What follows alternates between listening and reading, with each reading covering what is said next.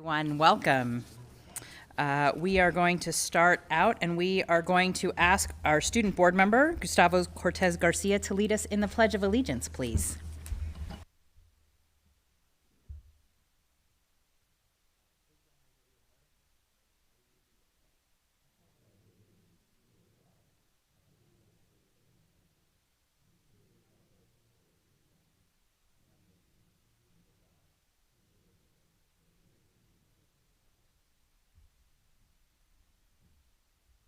Thank you, Gustavo. We'll get to you and chat with you in a little bit. Welcome, everyone.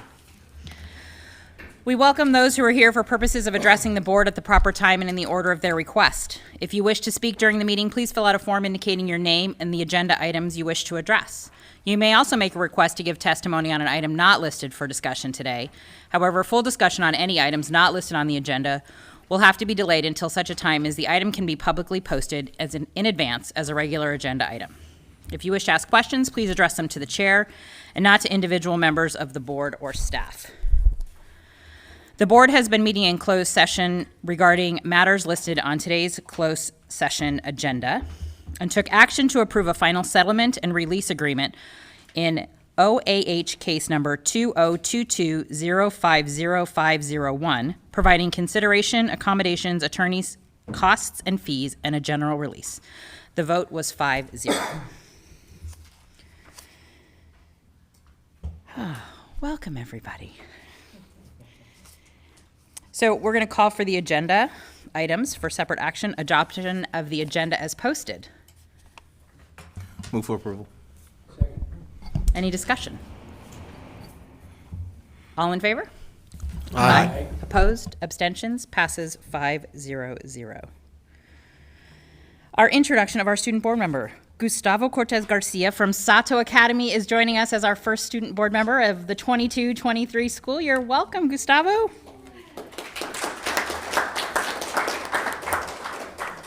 We can't wait to hear your report. So I'm so sorry in advance. This is really long, but I'll try to be as quick as possible. Good evening, members of the Board of Education, parents, students, and any fellow dragons who may be viewing this tonight. My name is Gustavo Cortez Garcia. I'm currently a senior at Sato Academy of Math and Science.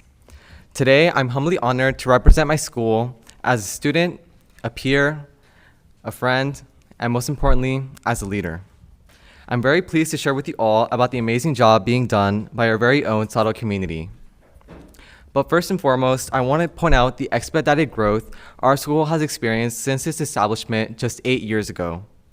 Taking a look back to 2014, when I was just an itty-bitty fourth grader, Lbusd announced that Hill Middle School would be the new site of Sato Academy, a small high school dedicated to engineering sciences. I immediately knew that this would be the place I would call my high school. And sure enough, come 8th grade year, I would be accepted to the small school that had been under the radar to so many students. I would ecstatically tell my peers that I was going to Sato Academy. Oftentimes, I would receive a, "What's Sato? I've never heard of that place," or "What does Sato stand for?" By the way, Sato is not an acronym, but actually the namesake of the first female mayor of Long Beach, Eunice Sato, who unfortunately passed away last year. Now, just 4 years later, Sato has made no small name for itself. Our school motto, "Small but Mighty," is nothing short from the truth. Just earlier this year, with the guidance of our Linked Learning Coordinator, Ms. Saeed, Sato Academy received Gold Pathway certification from the Linked Learning Alliance, an astounding feat for a school established so soon and with only 4 graduating classes. Not only that, but Sato has soared through the rankings. Based on the 2022 U.S. News & World Report rankings, Sato placed 105th in the nation out of almost 18,000 schools that were ranked. I know math isn't some people's strong suit, so let me put that into perspective. Sato is not in the top 10%, not top 5%, not even top 1%. Sato placed within the top 0.5% of schools in the nation. Oh, and did I mention this was Sato's second time being ranked? But let's come back to the math part. Let me tell you some more about our numbers. Just 3 years ago, when I was a freshman, the class of freshmen was just short of 100 students. Now, just 3 years later, the current class of freshmen reaches about 140, That's a 40% increase of students in just 3 years. Growth is observed everywhere at Sado, including in our very own yearbook, the Akane. Last year, the yearbook team gave our yearbook the theme of Seicho, which means growth in Japanese. And truly, we felt like it resonated with our Sado community, especially after almost 3 pandemic years, where students could fully return to their classrooms, their clubs, and especially their friends. I would love to talk about growth at Sado all day, but I also want to talk about what goes on at Sado that supports this growth. Just last month, our solar panel construction was completed, which now provides tons of students with shade throughout the day, protecting them from the blistering sun, and provides a source of clean energy to our campus, inching us closer and closer to a greener world. But overall, Sado is such a dynamic place, a place where many people are involved in so many activities. As Sado goes through all its hustle bustle, many students take advantage of our unscheduled period A. Everyone at Sado is unscheduled for period A, and it's a time where they can gain access to their teachers' office hours and get the help they need, work with their groups for collaborative projects, receive grade level information at assemblies, relax from all the stress of high school at the Dragon's Den, and especially for us seniors, working at our college apps in the College and Career Center. Just to name a few. Throughout the span of a week, there's 3.5 hours dedicated to student success and support, something only unique to Sado. Our Sado culture has begun and continues to grow as time goes on. Our Sado Dragons work diligently during their academic classes as well as their extracurriculars. Students not only take pride in their clubs, but also in our growing sports programs on campus. Our Dragons are always pumped to cheer on our very own basketball team, which made it to finals in the thematic schools tournament. Our students gain many essential skills to be successful both in high school and in their post-secondary endeavors, learning our 4 student outcomes: accomplished industry professional, problem solver, creative innovator, and collaborative communicator. These skills are practiced every day to ensure that our students stay top tier, including our top tier ASB. ASB works strenuously to give students a good time all the time. Just 2 weeks ago, we had the biggest event of the year, Dragon Fest, which saw a whopping 315 students, more than half of our student body. All this craziness would not be possible without the hard work of our banker, Ms. Jackie, or our ASB advisor, Mrs. Oliver. Not to mention that next week will be our club rush. And although it hasn't happened yet, I want to give a huge thank you to our custodial staff, Victor, Cisco, and Jose, who put all their work into our school events to make sure our campus looks and stays beautiful for all our students and guests to enjoy. And for my fellow Dragons who may be viewing this tonight, I want you to know that ASB is looking forward to giving you more fun events like Dragon Fest in the near future. As for me, I've held various leadership positions from Key Club Treasurer, Dragon Crew, also known as Sado Link Crew, and now ASB President, just to name a few. My involvement at Sado reaches far beyond just being a student. I love volunteering for Key Club, working on projects in the Society of Hispanic Professional Engineers, and working on the yearbook that lives on forever, the Akane. Sado has given me the opportunity to reach out of my shell that for so long I've hidden under. If you were to tell the shy, itty-bitty Gustavo that he would be ASB president or even active in many clubs, I would have told you that you were lying. And crazy. But here I am now, in this seat, telling the Lbusd Board of Education all about my school. Even while working to understand the rhetorical situation or the effects of mace culture, I know I can reach out to staff and friends like Mr. Rigney or Mrs. Phelps. And whenever I get overwhelmed, I know I can always take a deep breath and 4, 7, 8. Moving forward, I hope to major in mechanical engineering at either UCI, UC Berkeley, or CSULB. Being a first-generation Latino has presented me with many challenges, from language barriers to comprehending new cultures. But with those challenges come many opportunities. Sado has become like a second family to me, and I'll always cherish the moments I have my last year here. But in the meantime, I look forward to ensuring that Sado stays slain by our community, which has helped me be the person that I am today. Thank you, Lbusd Board of Education, for allowing me to share about the superb Sado community and our growth throughout these past 8 years. Oh, and go Dragons!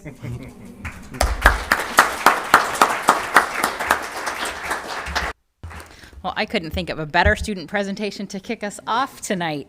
Thank you, Gustavo. You answered a bunch of our questions, which tend to hover around your plans for the future.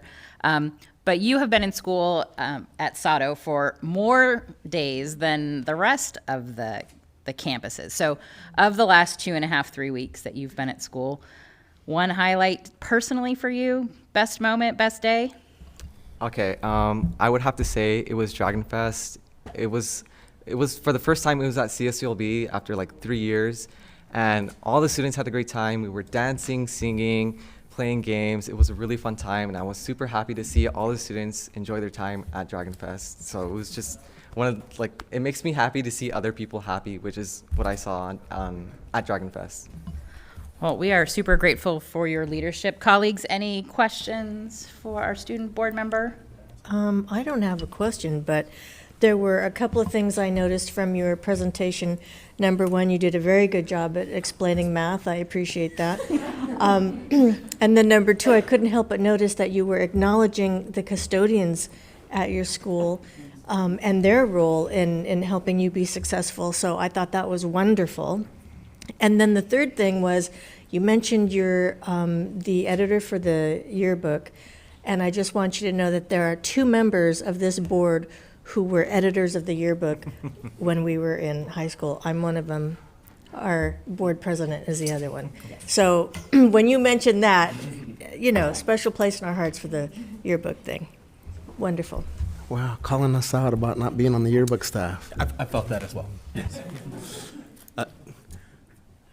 Unless I missed it, what are your plans for next year, sir? So right now I'm working on my college applications, and I'm looking forward to major in mechanical engineering at UC Irvine, UC Berkeley, or Cal State Long Beach. Okay.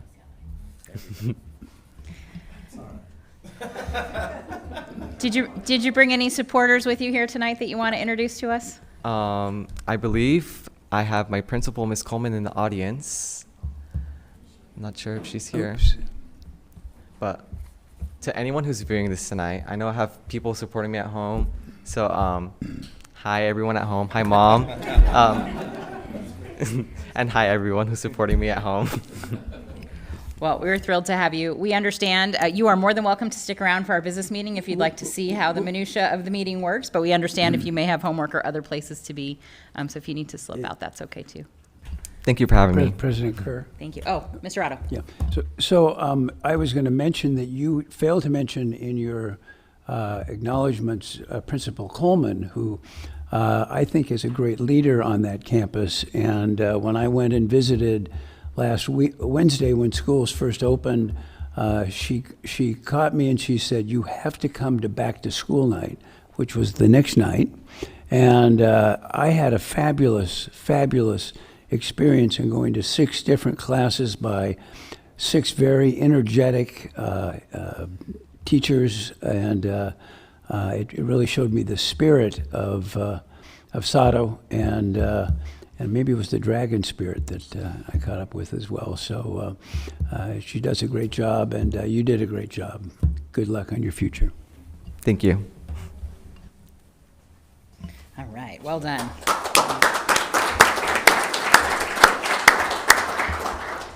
So we'll move on to recognitions and acknowledgement. So we have a video to kick us off, I believe.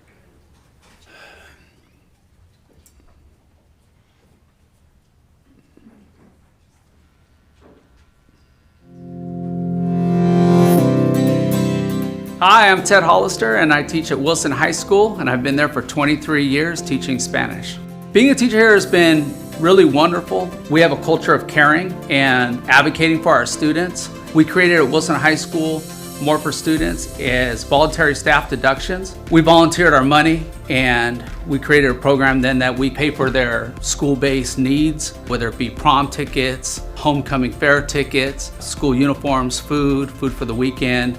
And so that way we know that we can kind of take care of them a little bit better. I see more help from the district. I see more help from outside people. You know, last year we did for the first time, we gave 20 Christmas trees to families that may not have had the means to get one. And we can build on that. And when they're happy and they feel content and they're satisfied, then we can care for their other needs and we can give them great lessons. Because nothing works without the great lessons, but the great lessons don't work if the kid doesn't feel whole. We always got to make sure that those other needs are cared for and then really kill the lesson in the day. Just boom, give a great lesson. All we have to do is support them a little bit, because then their brilliance will shine. They don't need handouts. You just need a hand up. And then they'll be fine.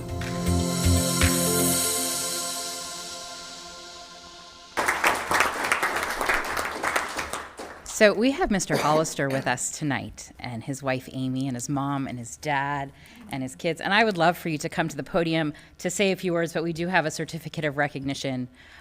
So actually, we haven't done this in a very long time, pre-COVID. We would love you to come around the room and come on up so we can shake your hand and thank you for all of your good work.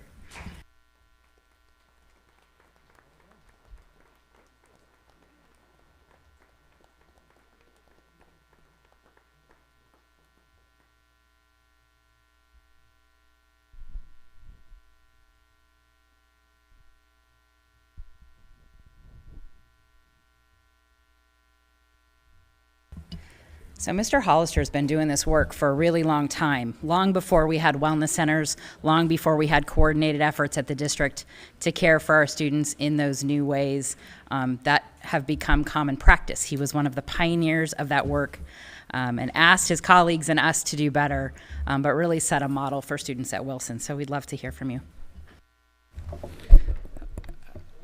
Thank you very much.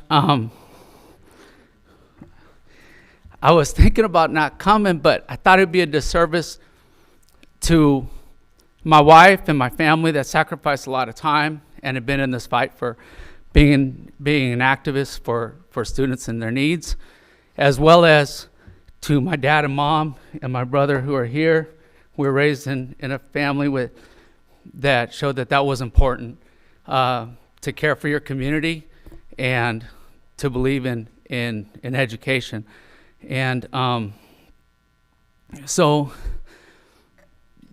my wife's always been there, and she's always kind of pushed me. Whatever ideas I had, she's always been there to make them bigger and better. And so I thank you for that. And then the Long Beach Unified, so I got here in 99-2000. This is my 30th year of teaching, but I've been here since 99-2000. I felt that the community has embraced me, and I felt loved at our campus. And I feel that one of the only differences that we have, every campus has teachers because we're all noble, and this is a profession that if you're not noble, you can't be in it. And they love their kids.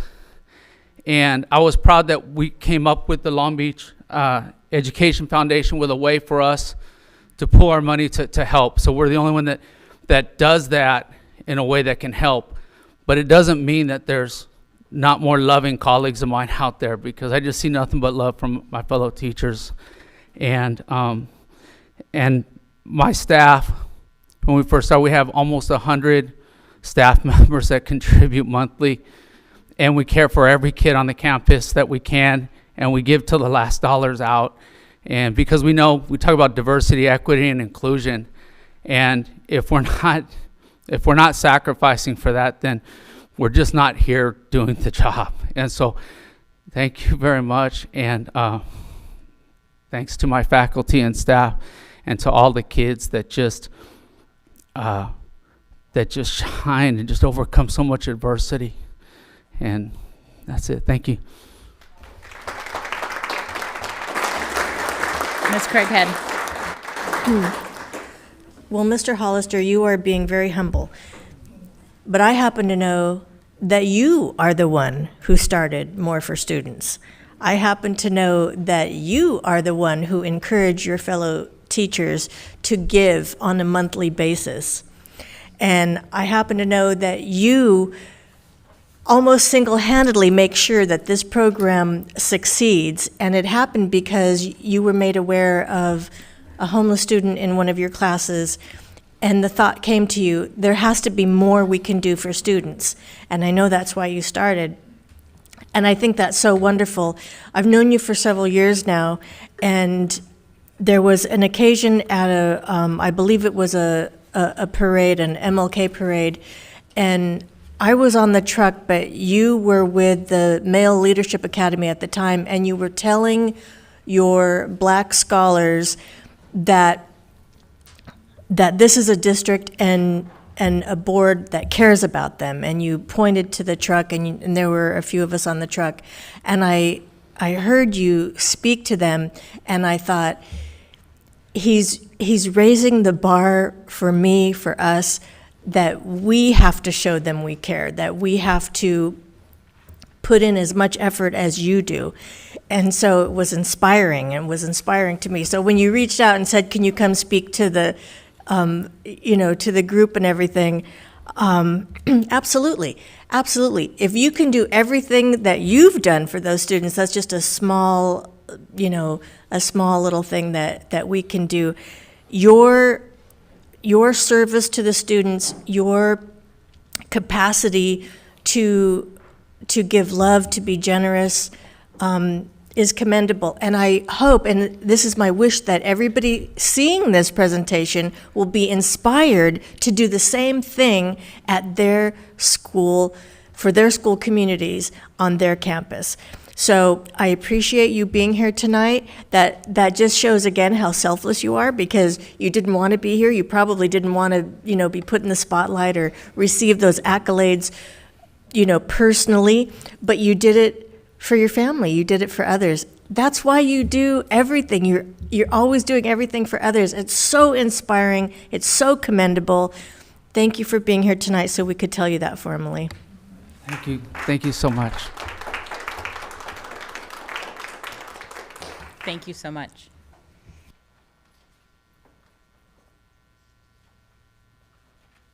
Justin, did you want to do a photo? Okay, just tell us where to go. Yeah.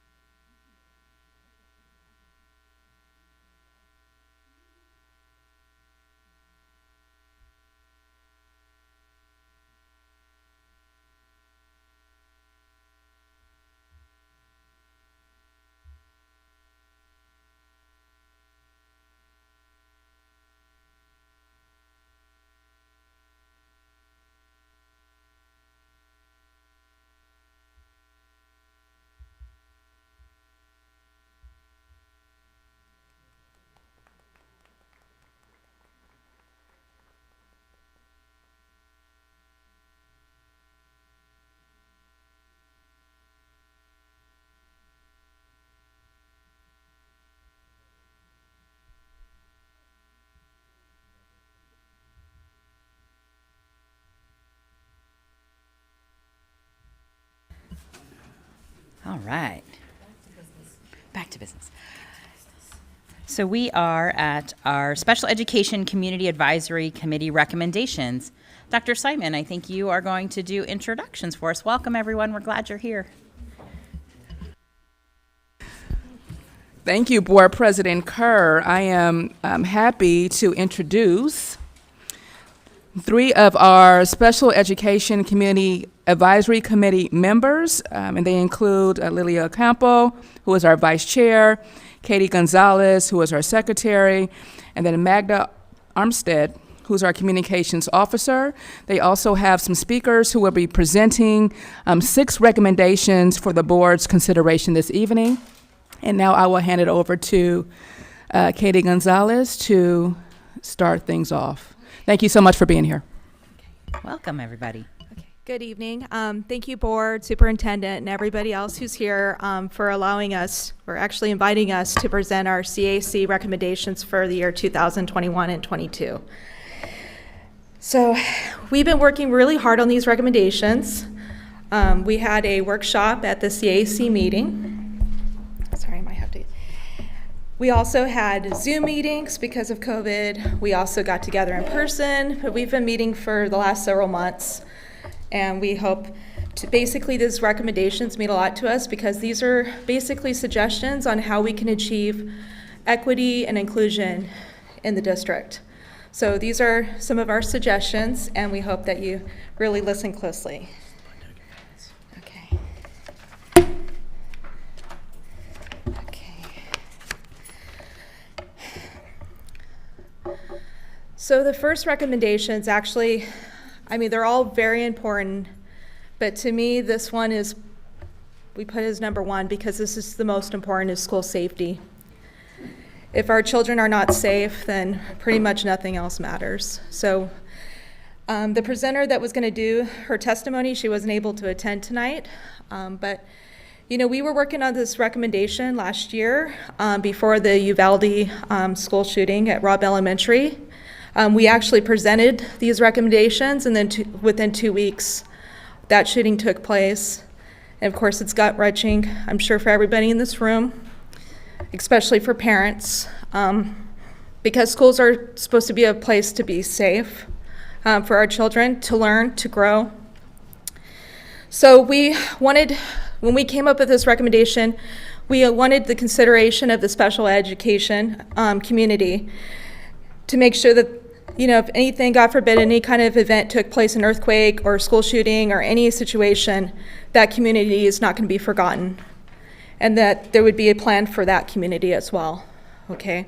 I mean, this is obviously for all students in Lbusd, but we wanted to make sure that our kids are the most vulnerable and that they would need to be cared for. So recommendation number one, school safety. Create and implement protocols that consider the needs of special education students and staff. For example, practice drills on what to do during different types of emergencies are needed. One of the silver linings of the pandemic is that we didn't have to worry about gun violence or school safety while our kids were on distant learning. I would say that was probably the only silver lining. We know, given the current gun culture of our country, lockdowns and disturbances may be inevitable. However, the chaos they cause may also be unavoidable. A clear plan that guides staff on how to protect themselves and disabled students is warranted. The protocol should be well known to all staff, students, and parents. Also, staff and students need training on warning signs of gun violence and that they may be able to prevent a school shooting. See something, say something. Okay, I'm going to present our next speaker. Buenas tardes, mi nombre es Mónica Joya.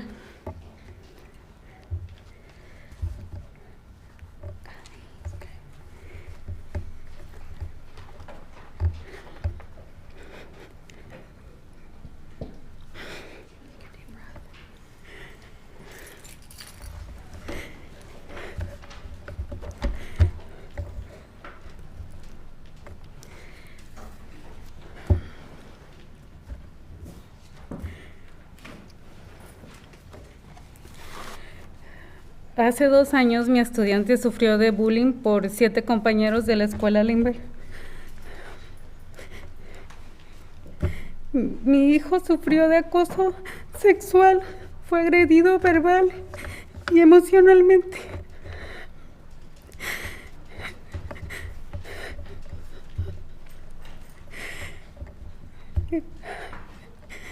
El abuso fue continuo, al grado de que hasta en el almuerzo le tiraban su comida.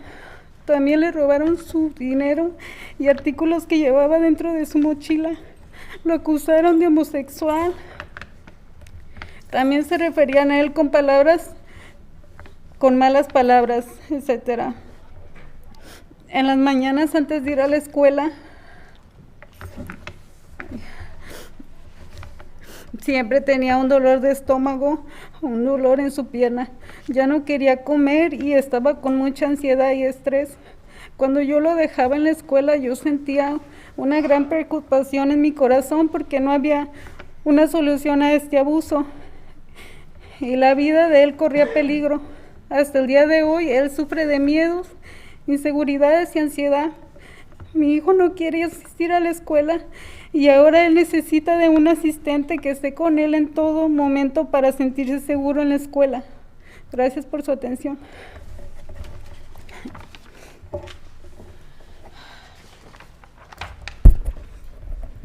Good afternoon. My name is Monica Hoya. 2 years ago, my student was bullied by 7 peers from Lindbergh School. My son suffered from sexual harassment. He was verbally and emotionally assaulted.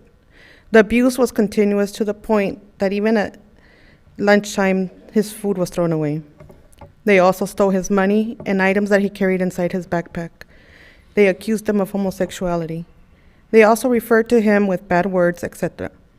In the mornings, before going to school, he always had a stomach ache or a pain in his leg. He no longer wanted to eat and was very anxious and stressed. When I dropped him off at school, I felt great concern in my heart because there was no solution to this abuse and his life was in danger. To this day, he suffers from fears, insecurities, and anxiety. My son doesn't want to go to school, and now he needs an assistant to be with him at all times to feel safe at school. Thank you for your attention. Recommendation number 2, bullying. Parent consensus is that bullying happens too often and is not properly addressed. Many parents feel the issue is usually brushed off and the aggressor may have more protection than the victim. Mental health services should be part of the intervention and be made available for all people involved. School administrators must inform parents immediately, create a plan in writing what are the steps that are going to take place, create a contract between administration and parents that includes steps that address the problem and offer different options. Also inform parents about restorative justice, which helps build a relationship and repairs the harm. Parents should be given a copy of reports and plans. When parents reach out to the administrator, admins need to reach back.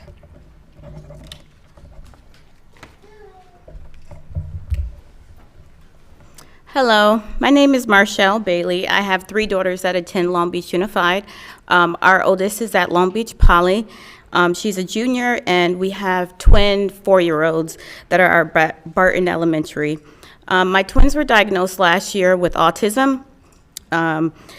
They were diagnosed last year with autism, and they started at Buffum Total Learning Center, and they received their IEPs during that time. On the last day of summer school last year, I was informed that the twins could take the bus to school, but it would need to be in their IEPs. I requested an IEP meeting, but was told that it would have to be handled in the fall with their new teachers. I called the week prior to school started, as I had received the names of the teachers, to update the IEP. When I called, I was told I would have to wait 3 more days for school to officially start to update their IEPs. After waiting the entire summer, the IEP was finally updated on August 30th, but we did not receive transportation until October. It was important for our girls to receive transportation, as I was unable to return to work until the bus services started. I had to inform my job of the delay and the inability to work until October. Having an improved IEP process would have helped our girls receive transportation sooner and helped our family financially. And I wanted to add this is that my girls just went back to school last week, and I've run into the same problem. I had to shorten my work hours to be able to take them to school because we could not get the IEP corrected. They had one girl being dropped off right at the door, and then we were going to have to drive to another school to pick up the other twin. And I had to call again today and bus services will start tomorrow. I had to call again today to get it corrected. So an easier process would help tremendously.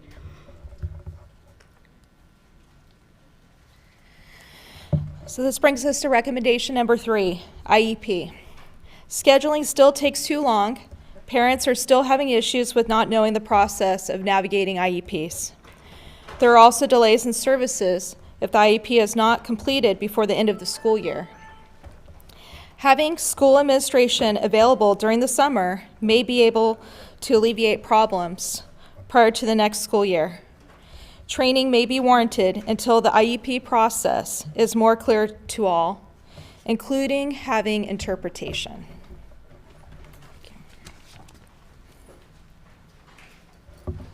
Good evening. My name is Jennifer Dillon. I'm the mom of 3 children, and one is an 11-year-old 6th grader who attends school in the Lbusd. Her name is Izzy. She loves reading and art and is a Girl Scout. She is also physically disabled and has a learning disability.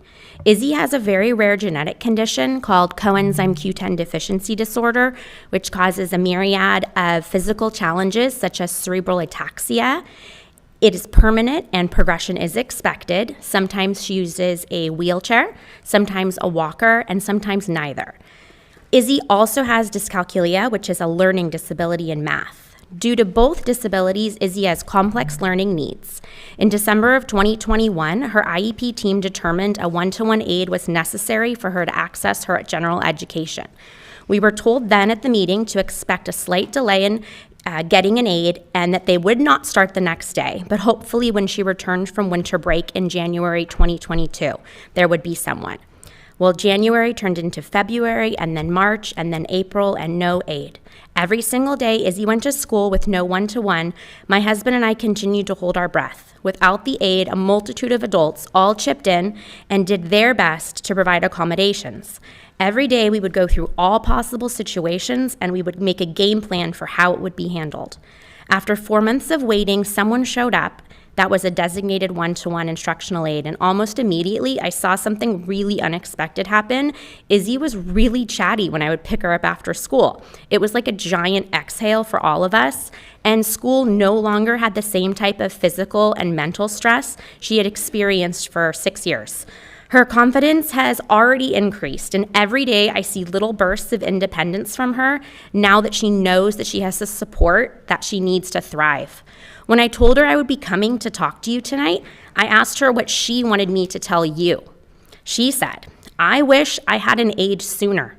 I would have been able to catch up to my class. I like being able to do the things my classmates work on." She wants me to tell you her favorite part of having her aid is when Miss Natalie does the writing. She acts as a scribe for her for all her subjects. And Izzy asked me to tell you, all kids who need an aid should get one. Help the kids that need help. They should not have to wait to get one. At the time of me writing this, we are still hoping to be pleasantly surprised that her aid from 5th grade will be the same one for 6th grade when she transitions to middle school. The more consistent support Izzy receives today, the more independent she will be later on. No parent and no student should have to go through the stress of waiting months and months for an aid. Once a student gets an aid, they should not have to deal with the stress and concerns over the positions frequently being filled by a different person. We need consistent, quality, one-to-one aids available for all our LBSD students who need them so that these kiddos can access their education and thrive. Recommendation number 4. Lack of one-to-one aids continues to be an issue that affects many students. While staffing shortages may be the reason, these kids must be serviced and their needs should be met. The district needs to improve recruitment and retention and allow other solutions. For instance, allow therapists from private insurance to work with kids in the classroom to help fill these gaps. Hiring more full-time aides with benefits will help with consistency, which benefits the child. Buenas tardes, mi nombre es Lilia Ocampo y voy a leer el testimonio de la señora Adriana. Y ella dijo, buenas tardes, mi nombre es Adriana, tengo 2 niños que acuden a la escuela Roosevelt. Diego, de 2º grado, y Arexi, de 4º grado. Diego tiene autismo, epilepsia, microcefalia, entre muchos problemas desde los 3 años. Tuvo una IEP, tenía RSP, habla y lenguaje. Todo iba bien hasta que llegó a su actual escuela, TK, en kindergarten. La maestra lo maltrató físicamente y mentalmente. Un día lo fui a sacar temprano para llevarlo a su terapia que tenía afuera de la escuela. Llegué a la puerta del salón y la maestra les estaba gritando de manera inapropiada. Abrió la puerta y se asustó de verme ahí parada y le habló a Diego. Él venía caminando, no tenía por qué agarrarlo y aventarlo, haciendo que él cayera al piso. En noviembre del 2019 le quitaron el IEP. Solicité una evaluación independiente y me mandaron a due process en plena pandemia. Diego perdió su IEP. Actualmente está en segundo grado y está pasando por una situación casi similar. Tiene miedo de ir a la escuela. Solicité una evaluación nuevamente. Nos juntaron el 10 de mayo en una junta SST. La psicóloga y el especialista de habla y lenguaje dijeron que revisaron las evaluaciones de 2019 y que todo estaba bien y que no era necesario evaluarlo. Arexi tiene un IEP abierto desde el 2019. Tuvo una evaluación nuevamente en mayo del 2021 y la última reunión de IEP fue en enero 28. Hasta ahorita no hemos vuelto a reunirnos nuevamente. El IEP sigue abierto y Arexi sin apoyos ni servicios. Ella estaba siendo evaluada por el terapista del habla y lenguaje, donde él estaba leyendo un libro y ella tenía que escribir lo que entendía del libro. Ella dijo que escribía y borraba porque no entendía. Y el terapista le gritó que se dejara de hacer la tonta y que escribiera. Que si ella quería ser la niña que yo quería que fuera, tenía que ser normal. Y Arexi dijo que ella estaba llorando y le gritó que se callara, que a él no le gustaban los niños llorones.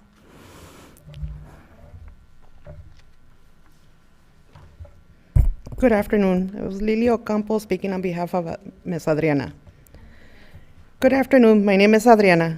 I have two children who attend Roosevelt School, Diego in second grade and Arexi in fourth grade. Diego has autism, epilepsy, microcephaly, among many problems. Since he was 3 years old, he has had an IEP with RSP and speech and language. Everything was fine until he arrived at his current TK and kindergarten school. The teacher abused him physically and mentally. One day I went to pick him up early to take him to his therapy that he had outside of school. I arrived at the door of the classroom and the teacher was yelling at them inappropriately. She opened the door and was scared to see me standing there. She called Diego. He was walking. She didn't have to grab him and throw him at me, causing him to fall on the floor. In November 2019, they took away his IEP. I requested an independent evaluation and they sent me to due process in the midst of a pandemic. Diego lost his IEP.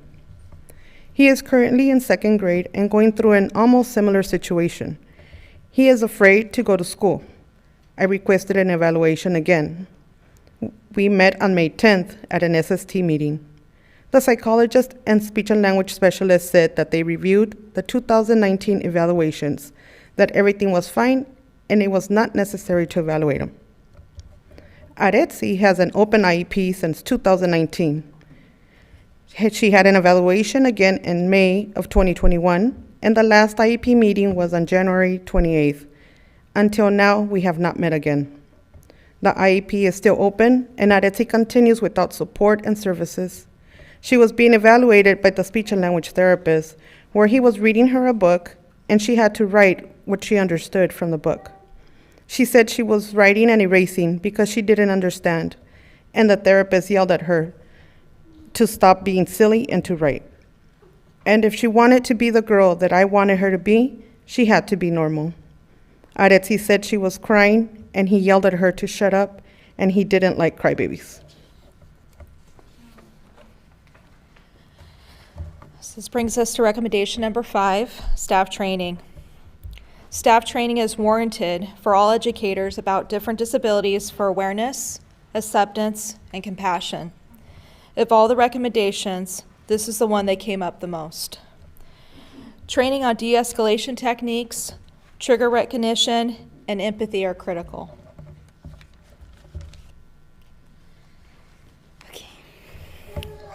Hello, good evening. My name is Sasha Cruz, and I'm a 12th grader at Milliken High School.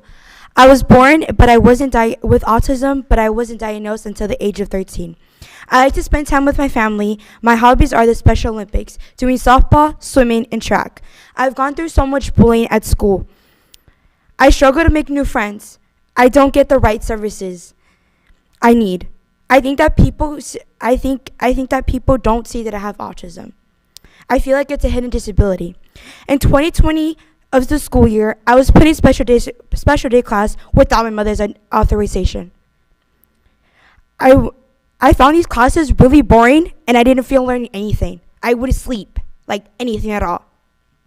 I believe that autism people and other disabilities do belong in regular classes because it gives them opportunities to get professional jobs.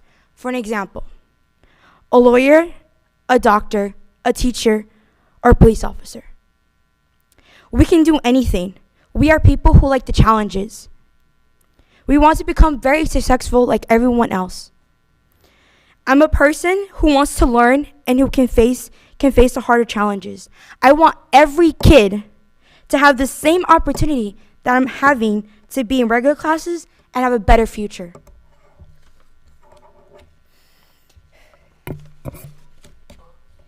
People with autism should treat with respect because we are human too.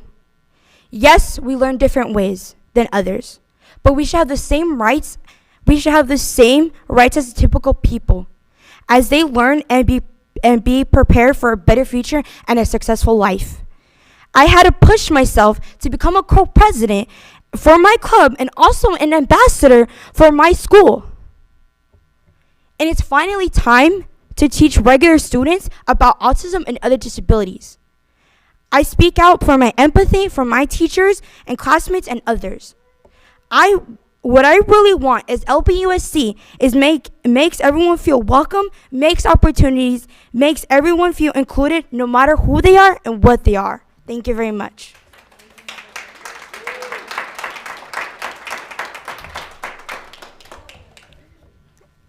Thank you, Sasha. I hope that my daughter can one day stand up here and speak on her behalf as well. You're inspiring. So my name is Shannon McCabe. I'm a parent of a third grader. As I try to return my daughter to in-person learning for this school year, I feel an intense anxiety. As I reflect on her journey, the initial Down syndrome diagnosis was difficult to digest. Undergoing heart surgery was hard to endure. Learning that her brain interprets what she sees as unreliable was really shocking to me. However, navigating her education has been a sustained stress, more exhaustive than any of her medical conditions combined. Despite the many insights into Zoe's learning capabilities with skilled instructional support, the district continues to recommend a more restrictive environment away from her home school. But if the district applied IDEA's legal standards with fidelity, Zoe would not be excluded from general education. Unfortunately, the district remains faithful to ableism rather than inclusion, to IEP compliance culture rather than to an individual. After numerous IEP and ADR meetings in the last 2.5 years, the district and I not only continue to disagree, but also highlight two incredibly disparate testimonials about one child, my daughter. After following a rigorous reassessment schedule in May of 2021, a team of people who had never met her decided general education wasn't the best program or placement for her because a psych ed eval shows that she is intellectually disabled, and a history of functional behavior assessments make her out to be impossible to educate. So in my own exclamation and frustration and heartache, she had stayed home isolated from the dynamics and benefits of in-person learning. I was more afraid of this team of expert educators than I was of COVID consequences. According to the evaluators, she is the worst student ever. Quote, she has no desire to complete any academic work and is easily frustrated. She is a, quote, defiant distraction that can't keep up with the class. And in lieu of her maladaptive behaviors, such as elopement, verbal protest, physical aggression, etc., her IEP reads that she will, quote, tolerate denied access by accepting an alternative. An alternative what? Task, setting, program, placement? In this story, she has parted with classmates and neighborhood friends, with a free appropriate public education, and with a district resolution that promised an inclusive, excellent, equitable education for all. In the other story, she has excellent attendance. She has completed every assignment and more. She is presumed a competent learner. Her teachers state, quote, Zoe has developed much stamina and endurance for learning. She has worked hard and learned many new things. Her recent report card reads, everyone learns when Zoe's in the class. We learn to love and respect all people. From this, she was selected twice March Student of the Month. Not because of her extra chromosome, but because of extra enthusiasm and extra efforts. With collaborative attempts, to truly support her, she was one of the lucky few, a student with Down syndrome accessing the general education curriculum with much success. Students like my daughter are disproportionately placed in segregated settings because of inclusion done poorly. Though I commend the district for upholding its legal promise of inclusion for Zoe, what about that elusive promise of inclusion done well? Together, let's consider the latter story of Zoe, because when the board adopted the inclusion resolution, I believed you.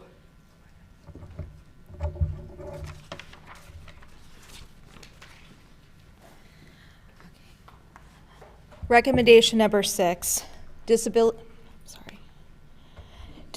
awareness, inclusion resolution.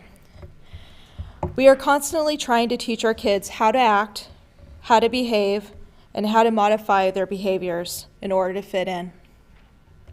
Parents partner with school personnel and parent-teacher associations to help bring awareness of disabilities. However, the area of need is to build upon disability awareness by implementing multi-tiered systems of support at the site level that align with the inclusion resolution that the board adopted. Ableism denies student accessibility to the whole school experience, as highlighted in the previous recommendations and personal experiences. To build better inclusive capacity, the CAC recommends that the district invest in making school experiences more equitable so that students with disabilities have the same opportunities and support to thrive as do non-disabled students.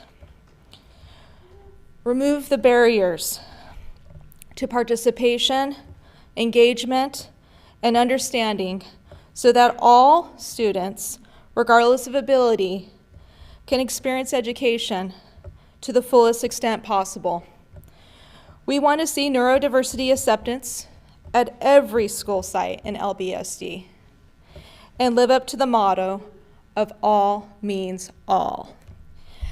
I have to ask, hopefully for the board's permission, the speaker for the first recommendation is here. Will we allow her just to share her story? Okay, thank you. I really think it's a very important story to share. Thank you.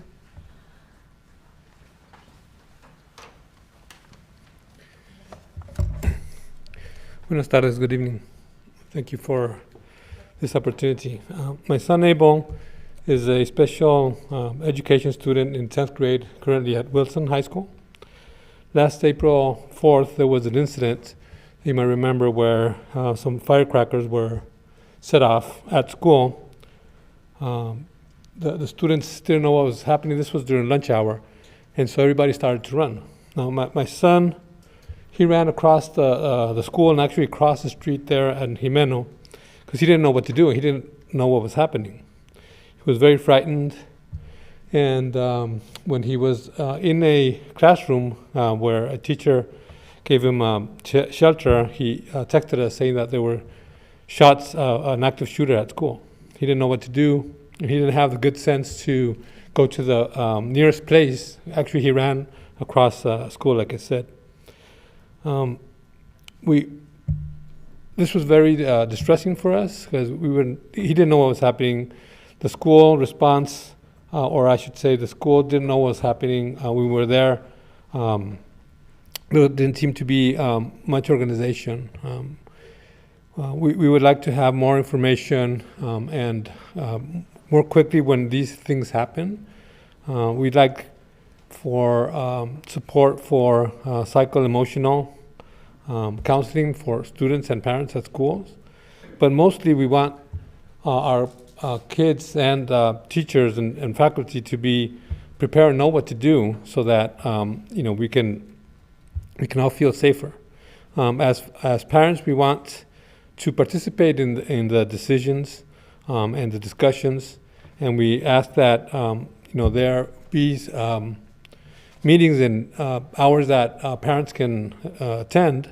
And I apologize I was late today because I had to work, so that we can collaborate. Thank you very much.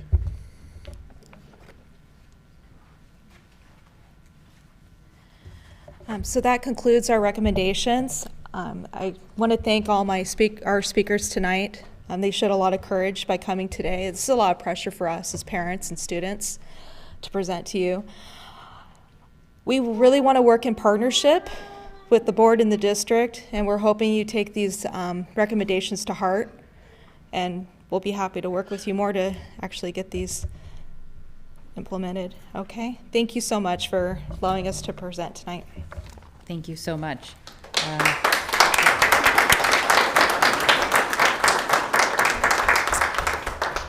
I'm going to open up to colleagues. Any questions, thoughts? Anyone chat? Mr. Miller.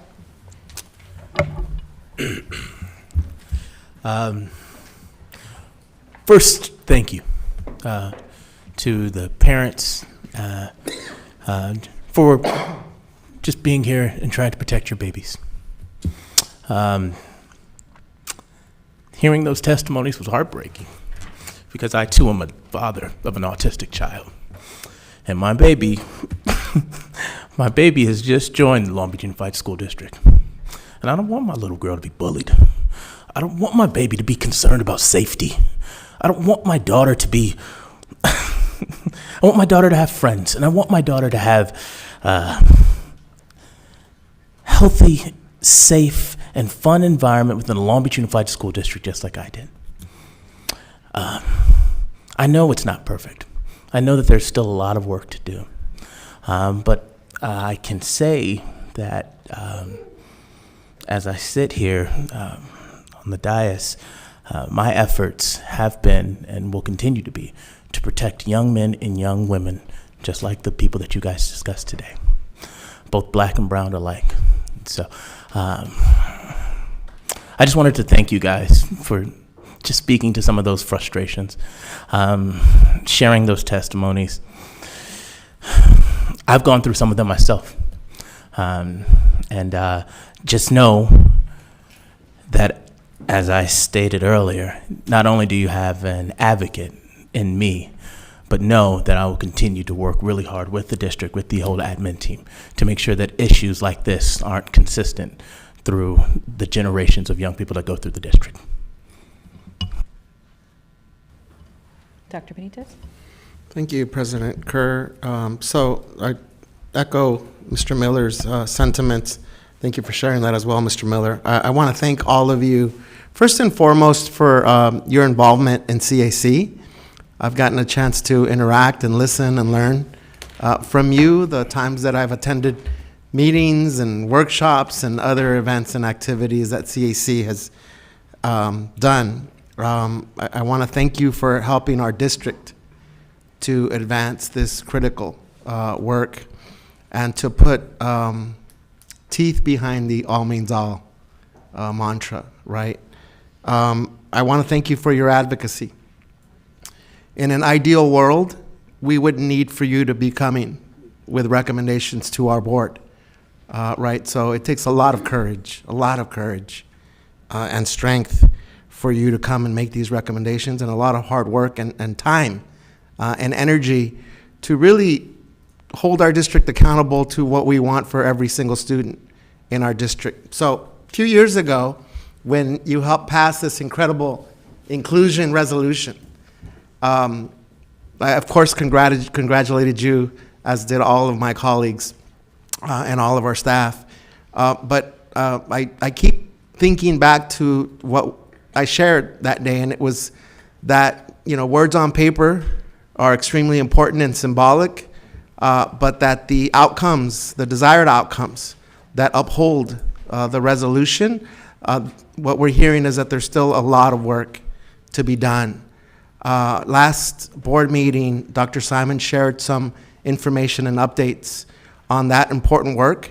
I think that demonstrates, one, that we acknowledge that there needs to be a lot of work to be done, but that our district is definitely doubling down on our efforts. I see all the team here nodding our heads. I saw a lot of writing, note-taking, and so I want to acknowledge that clearly we have a lot of work to do in the district, but that you're a part of moving our district forward. And so I appreciate particularly Sasha. Sasha, I want my daughter to grow up and be able to hold her elected officials accountable, and her system and her education to the high standards, but the equitable high standards that you so eloquently shared today. So thank you, Sasha, for coming today.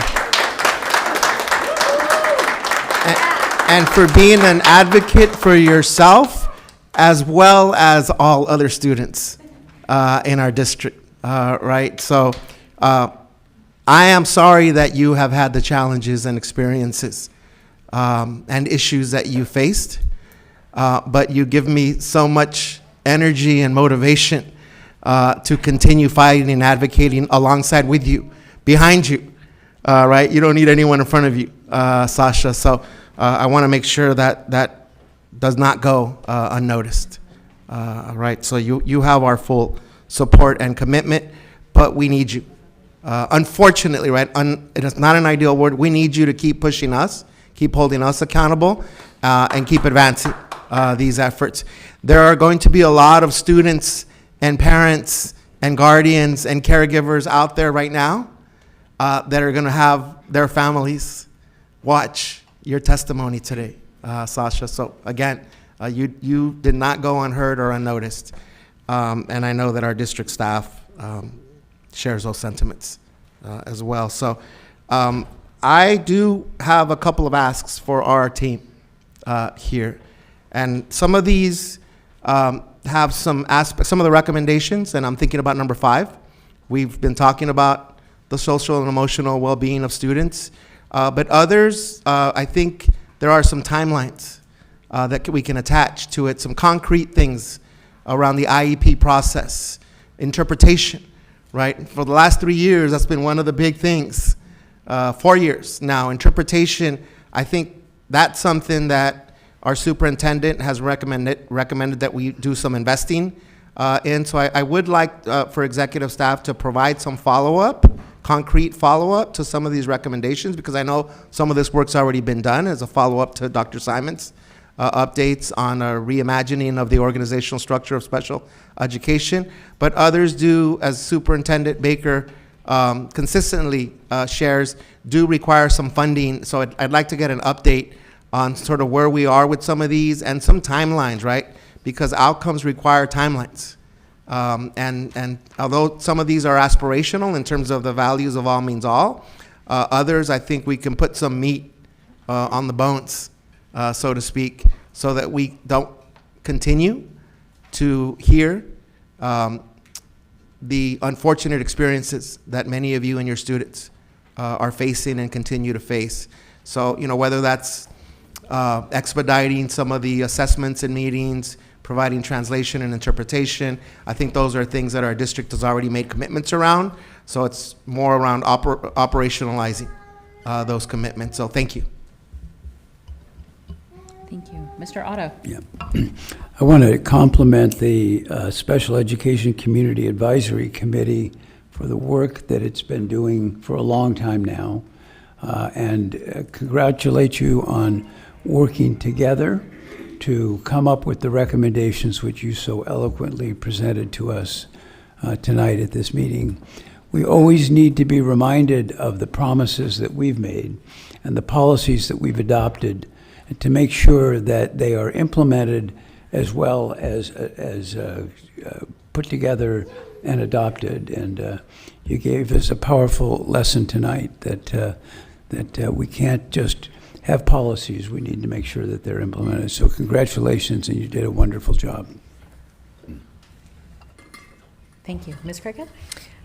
Yeah, I just want to echo the sentiments of my colleagues here, and thank you for all your work. I know it's on a volunteer basis, and Sasha, it was very impressive, and as Dr. Benita said, we are listening.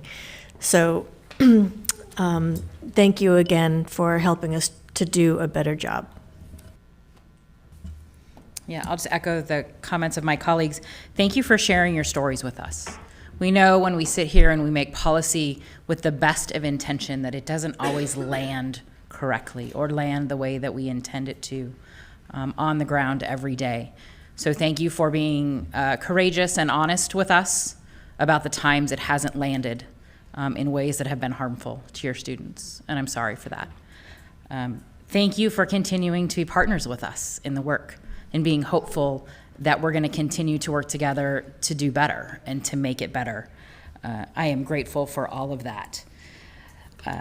To Lilia and Katie and Magda and Shannon and Monica and Marshall, I know you have a lot of supporters, and our last speaker, I'm sorry I didn't catch your name, but thank you. To the family members who are here in the room tonight, supporting the work because it directly impacts you, to the staff members, to the aides. I see Ms. Roselli and her son here on a school night, who is one of our special education teachers, rallying around this community and this call for us to do better.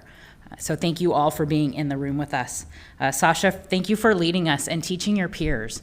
I think there's no better opportunity for my kids to hear than from their peers the experiences, and I would love for us to continue to have conversations with you of how we can have you and your peers educate all of us, including the folks on your school sites and other school sites. Dr. Simon, just back to you to bring it back to the what's next. In the years past, we've had updates, interim updates around things that have happened around the goals that have been presented, areas that we are currently working on, work that we've completed or is in progress or that we are hopeful to begin soon. What would be the next step and the next opportunity for us to continue the conversation in a formal way? I think number one, to get with my team ASAP to learn of the updates around goals, and not learn, just to present those updates around the goals and to find a time to bring that back to the board, whether it's in this form or whichever form you desire. And I know in years past, I think January, February CAC meetings, there's also an update given. Thank you for continuing to invite us to the opportunity to be with you at CAC meetings. I know our board secretary passed on that schedule to us recently. So I know I and probably several of my colleagues look forward to being with you in person at those meetings. And again, deep gratitude for the work that you continue to do every day. We wish your students a great rest of their very warm week. But know that the work that you do on behalf of our 11,000 students with disabilities or with IEPs or 504s, it does not fall on deaf ears here, and you continue to call us to do better. So thank you for your time tonight. We really appreciate you being with us.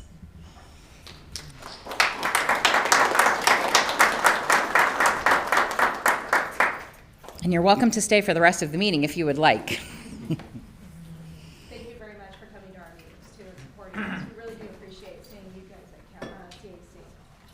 And we'd love to see you and more administrators come to support us. Thank you. Great. Thank you.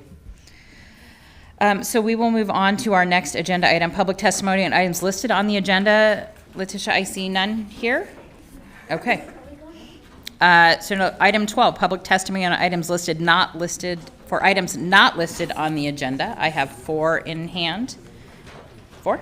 All right. So we'll get started there. Our first speaker, Dr. Kim Tabari, welcome.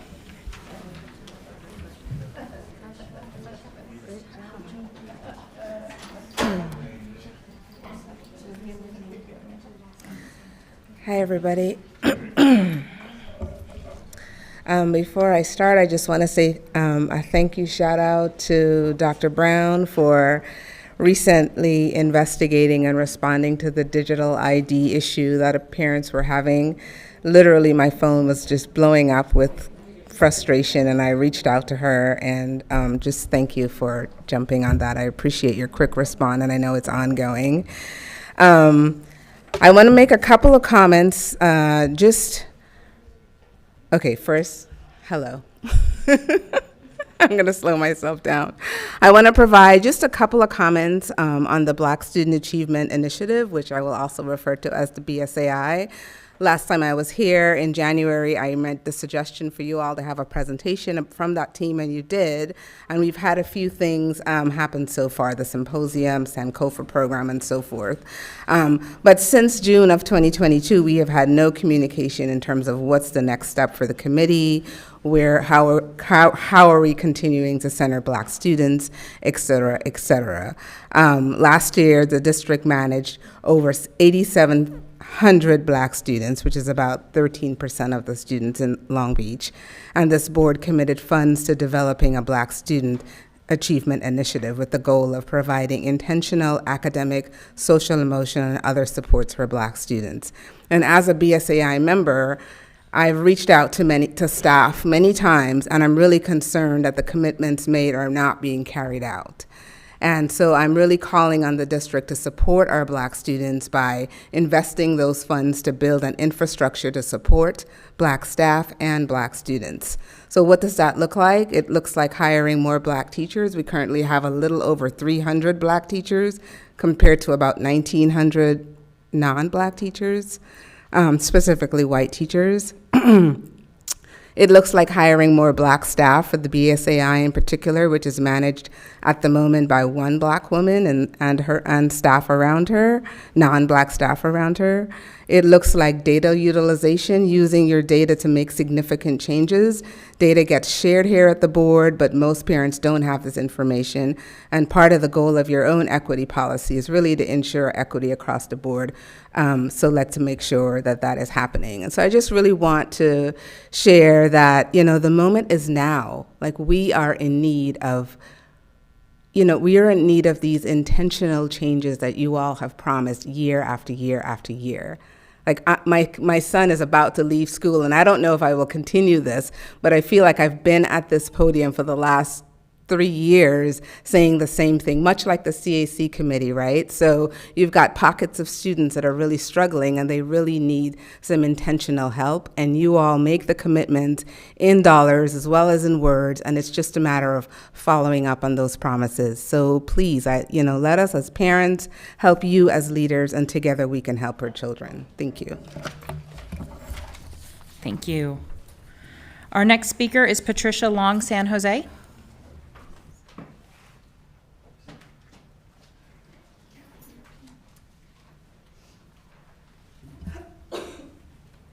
Welcome.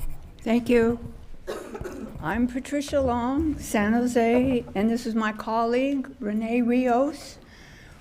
The two of us are presidents of our neighborhood associations, Coolidge Triangle and Longwood Neighborhoods, and we are undergoing a siege of serious events on Long Beach Boulevard.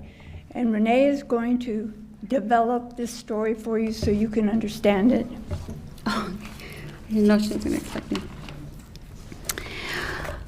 For many years, Long Beach Boulevard has been infested by prostitution, illegal activity. We have our communities together have addressed with police commander, the human task force.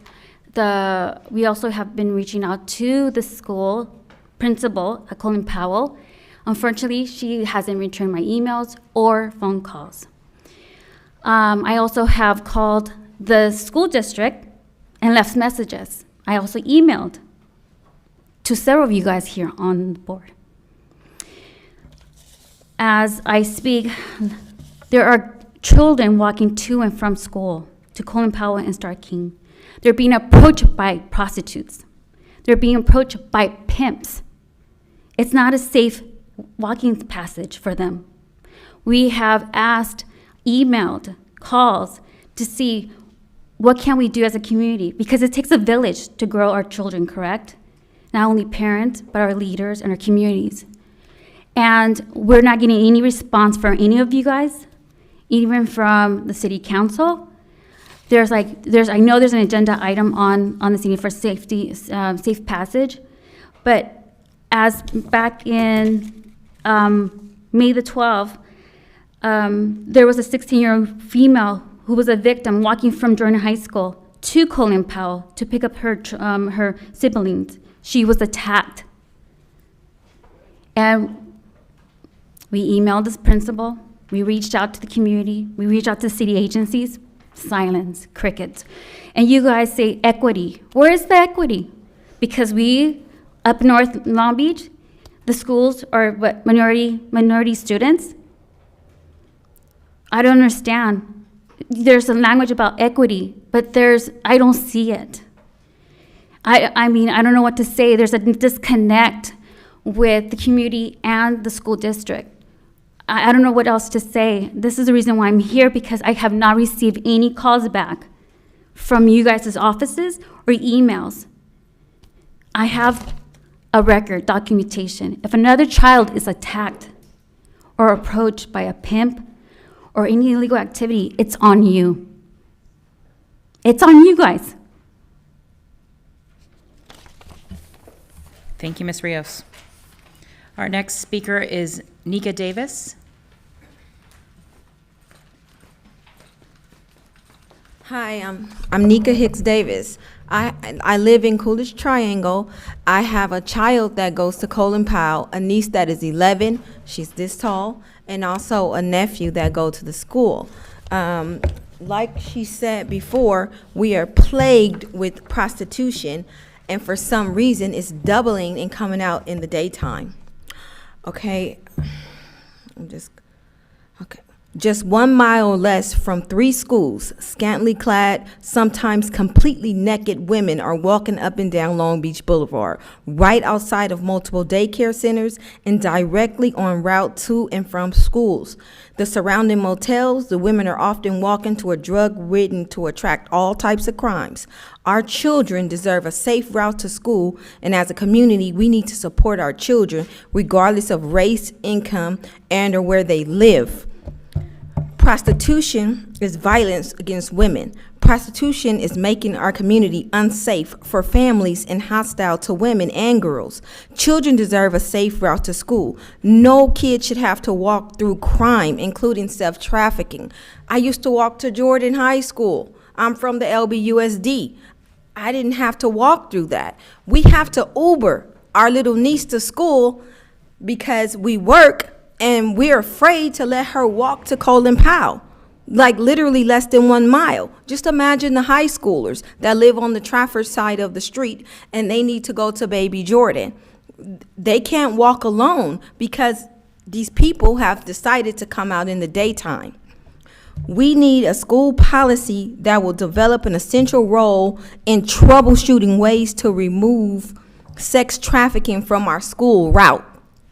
Particularly Long Beach Boulevard, we have Knee Street, which is a route to the kids to go to Star King, and Gordon Street, which is the Colin Powell route, and also Baby Jordan across on the other side.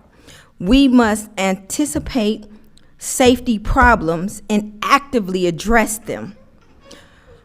We must clearly articulate rules and policy, get them established through community involvement to provide a solid foundation and a comprehensive approach to providing a safe walking path, just for them to walk to and from school.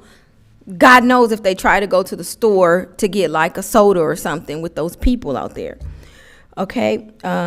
We need administrative support. You guys can send out a text message to build awareness to parents in the area. Ask community volunteers if they can come out and, you know, put on their vest and walk. I work for Inglewood Unified School District. We don't have this problem in Inglewood. I always thought Long Beach was like a better city, but I'm sorry to say it that way. However, we don't have that problem. We have people that are out, and you can see kids as young as 2nd grade walk into the school that I drive to, which is Woolworth Monroe. Lastly, vigilantly monitoring and allocating maybe the safety patrol for that one strip, and also, you know, getting parents involved. Thank you, Ms. Davis. Your time is up. I'm sorry.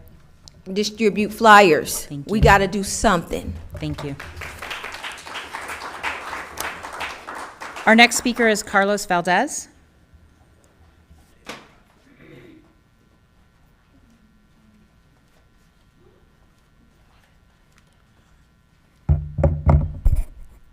Hi, Carlos Valdez from Coolidge Triangle, also in the affected community.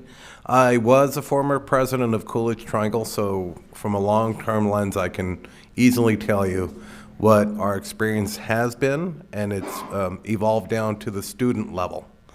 The ability of low-income students to succeed academically depends heavily on environmental factors outside the school walls. One of those factors is a safe environment and safe routes for students to and from school. Unfortunately, for many students in an urban and economically depressed environment, the daily commute to and from school represents a risky undertaking riddled with potential violence and crime. The presence of high youth violence, crime, and lack of safety factors around schools has been the potential to result in increased absenteeism as well as increased level of stress among students. These factors can contribute to decreased academic performance and future opportunities to thrive. Young people welcome the security that comes with safety so they can focus on their academic success. On June 15th this year, Long Beach City Council asked staff to look at expanding a program meant to safeguard students as they travel to and from school. The request comes at the heels of a highly publicized attack of a teenage girl that was coming home from Jordan High School earlier this year. The student, 16-year-old Graviela Estrada, who actually lives in Coolidge Triangle, born and raised in the neighborhood, was attacked by 3 men while walking along Long Beach Boulevard to meet her mother after school. Although Long Beach has a safe passage program that uses police officers to watch over students traveling near Poly, Milliken, and Cabrillo High School, Jordan previously hadn't been included in that plan. While Jordan has been funded with Recovery Act money, Colin Powell Academy for Success, where Estrada was walking to meet her mom, is not. Councilmember Al Austin asked for a feasibility report on expanding the program to include Colin Powell and establishing a guide for neighborhood associations and communities to form their own safe passage programs in the future.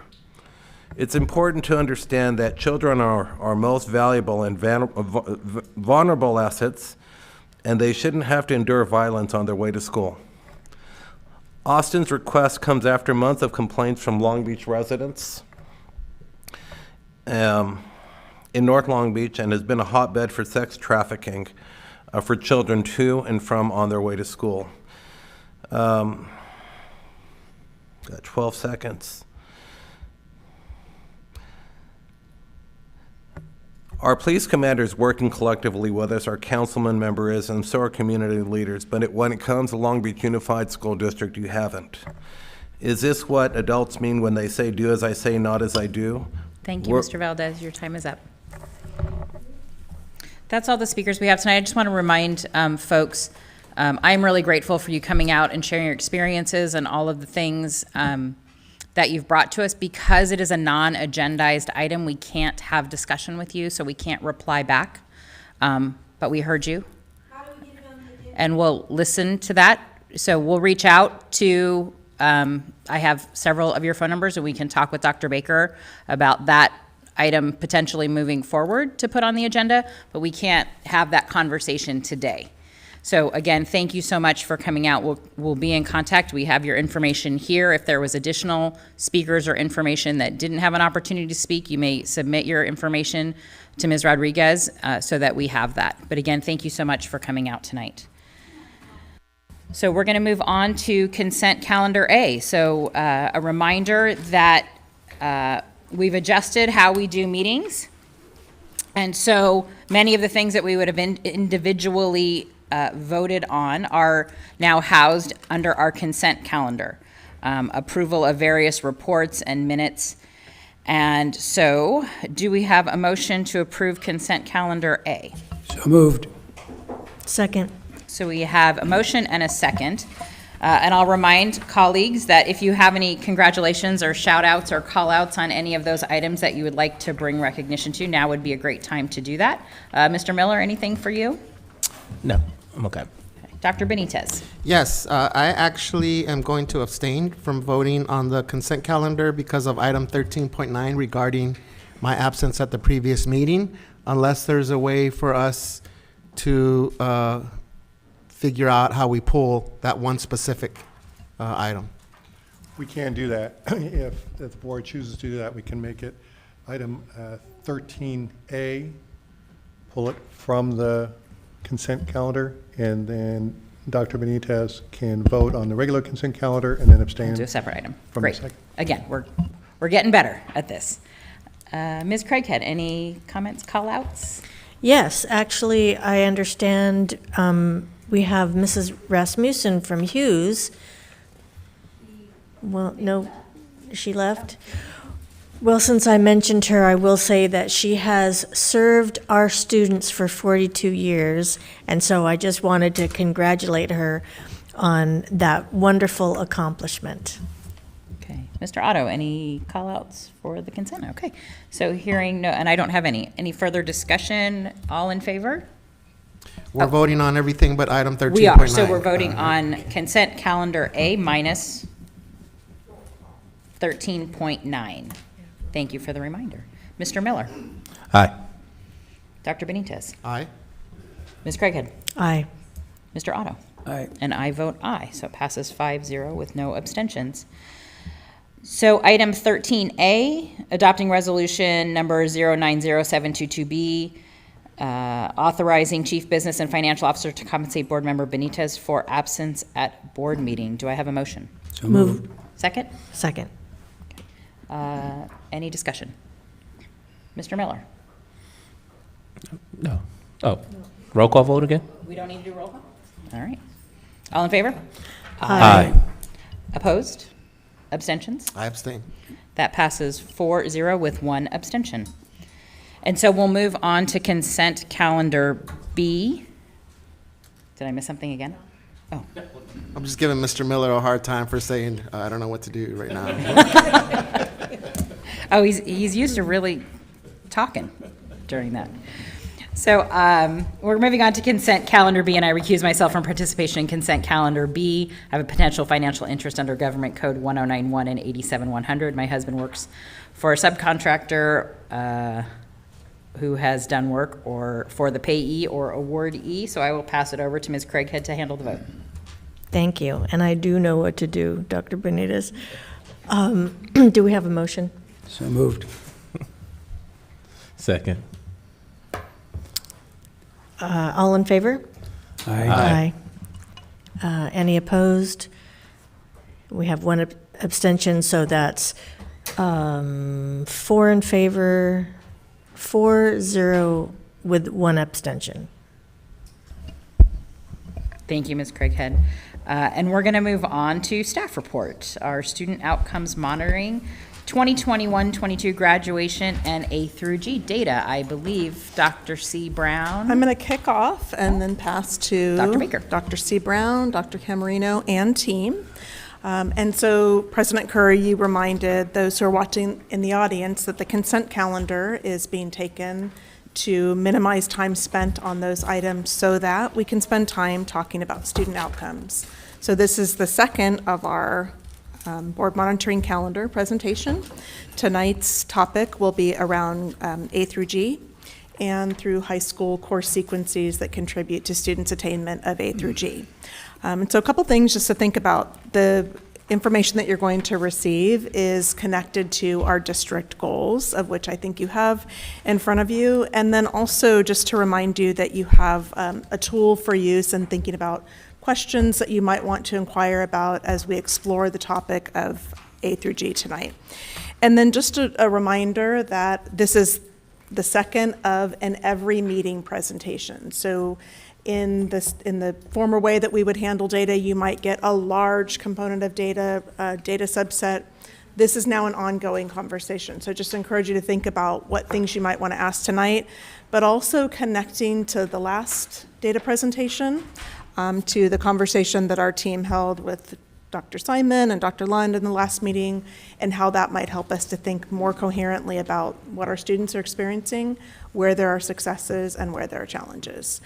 Also, just an invitation, our team is open to things that they may want to jump in on something to share specific to the topic, but that may not be in the slides that you see. So we'll just think of this as a discussion that we're all contributing to as a team.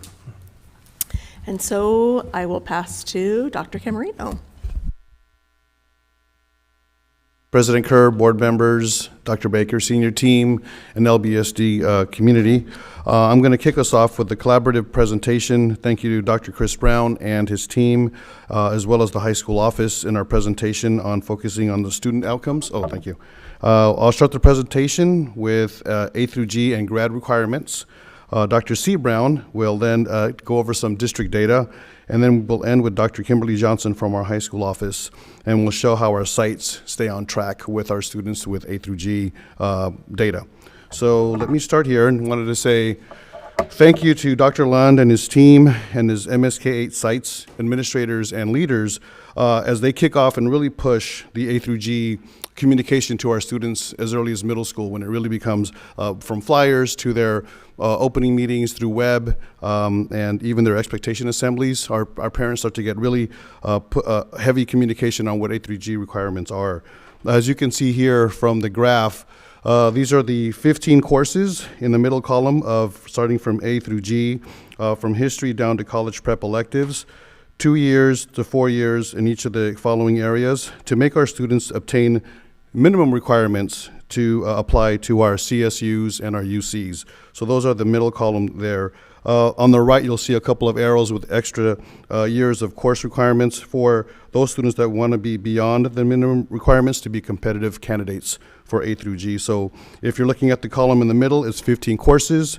To be a candidate, a competitive candidate, it's a total of 23 or an extra 8 courses that our students take for A through G.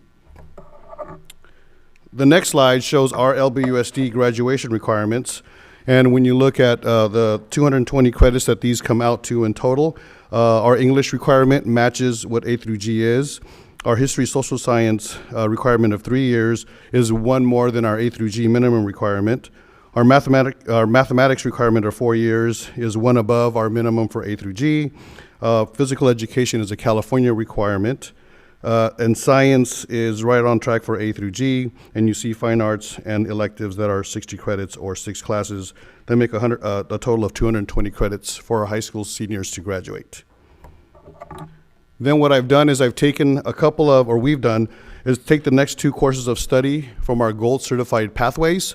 And this first example is from CalJ, Cabrillo CalJ's gold certified pathway, showing our parents and our students the courses of study that they would need to take in order to complete their course of study for CalJ that would meet the requirements for them to be A through G and also meet our graduation requirements there. So just wanted to show again, just simple information that we share with our community. Our staff and counselors work really hard on communicating this information. As shared before, some of our middle schools, parents and community members also get this information.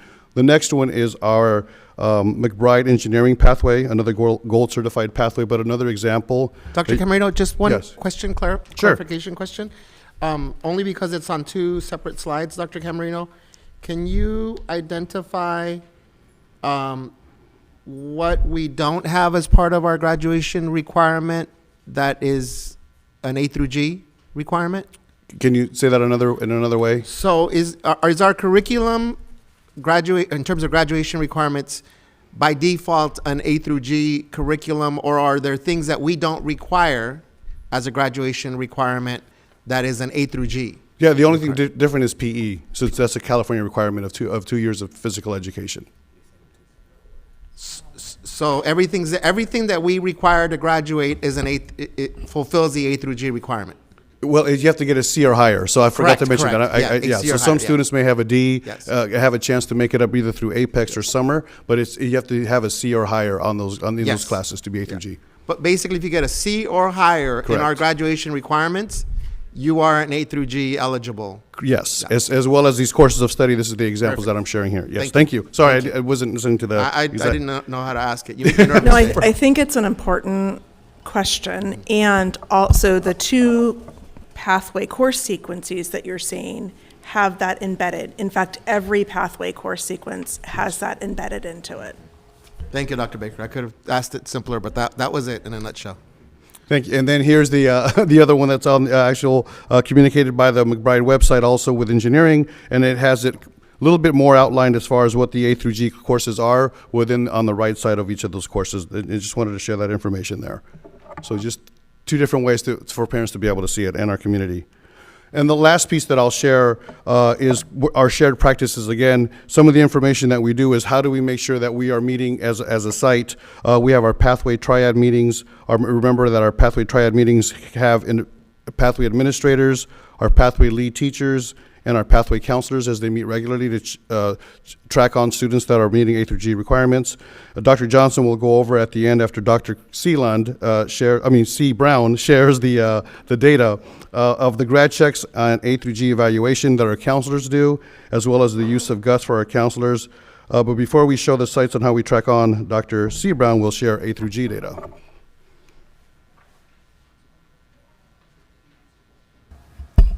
Do you want to ask any questions about course sequences or anything else? Dr. Benitez, building on your question about the difference between A through G and graduation requirements, and just I'll offer an opportunity for any of us to jump in as well. Is there any? So would it help maybe if I prompted something so that in the presentation then versus waiting and then at the end asking? What do you think, Dr. C. Brown?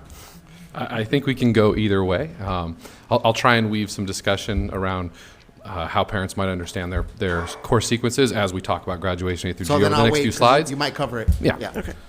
So I'm going to talk about graduation in A through G. I'm going to focus more on A through G.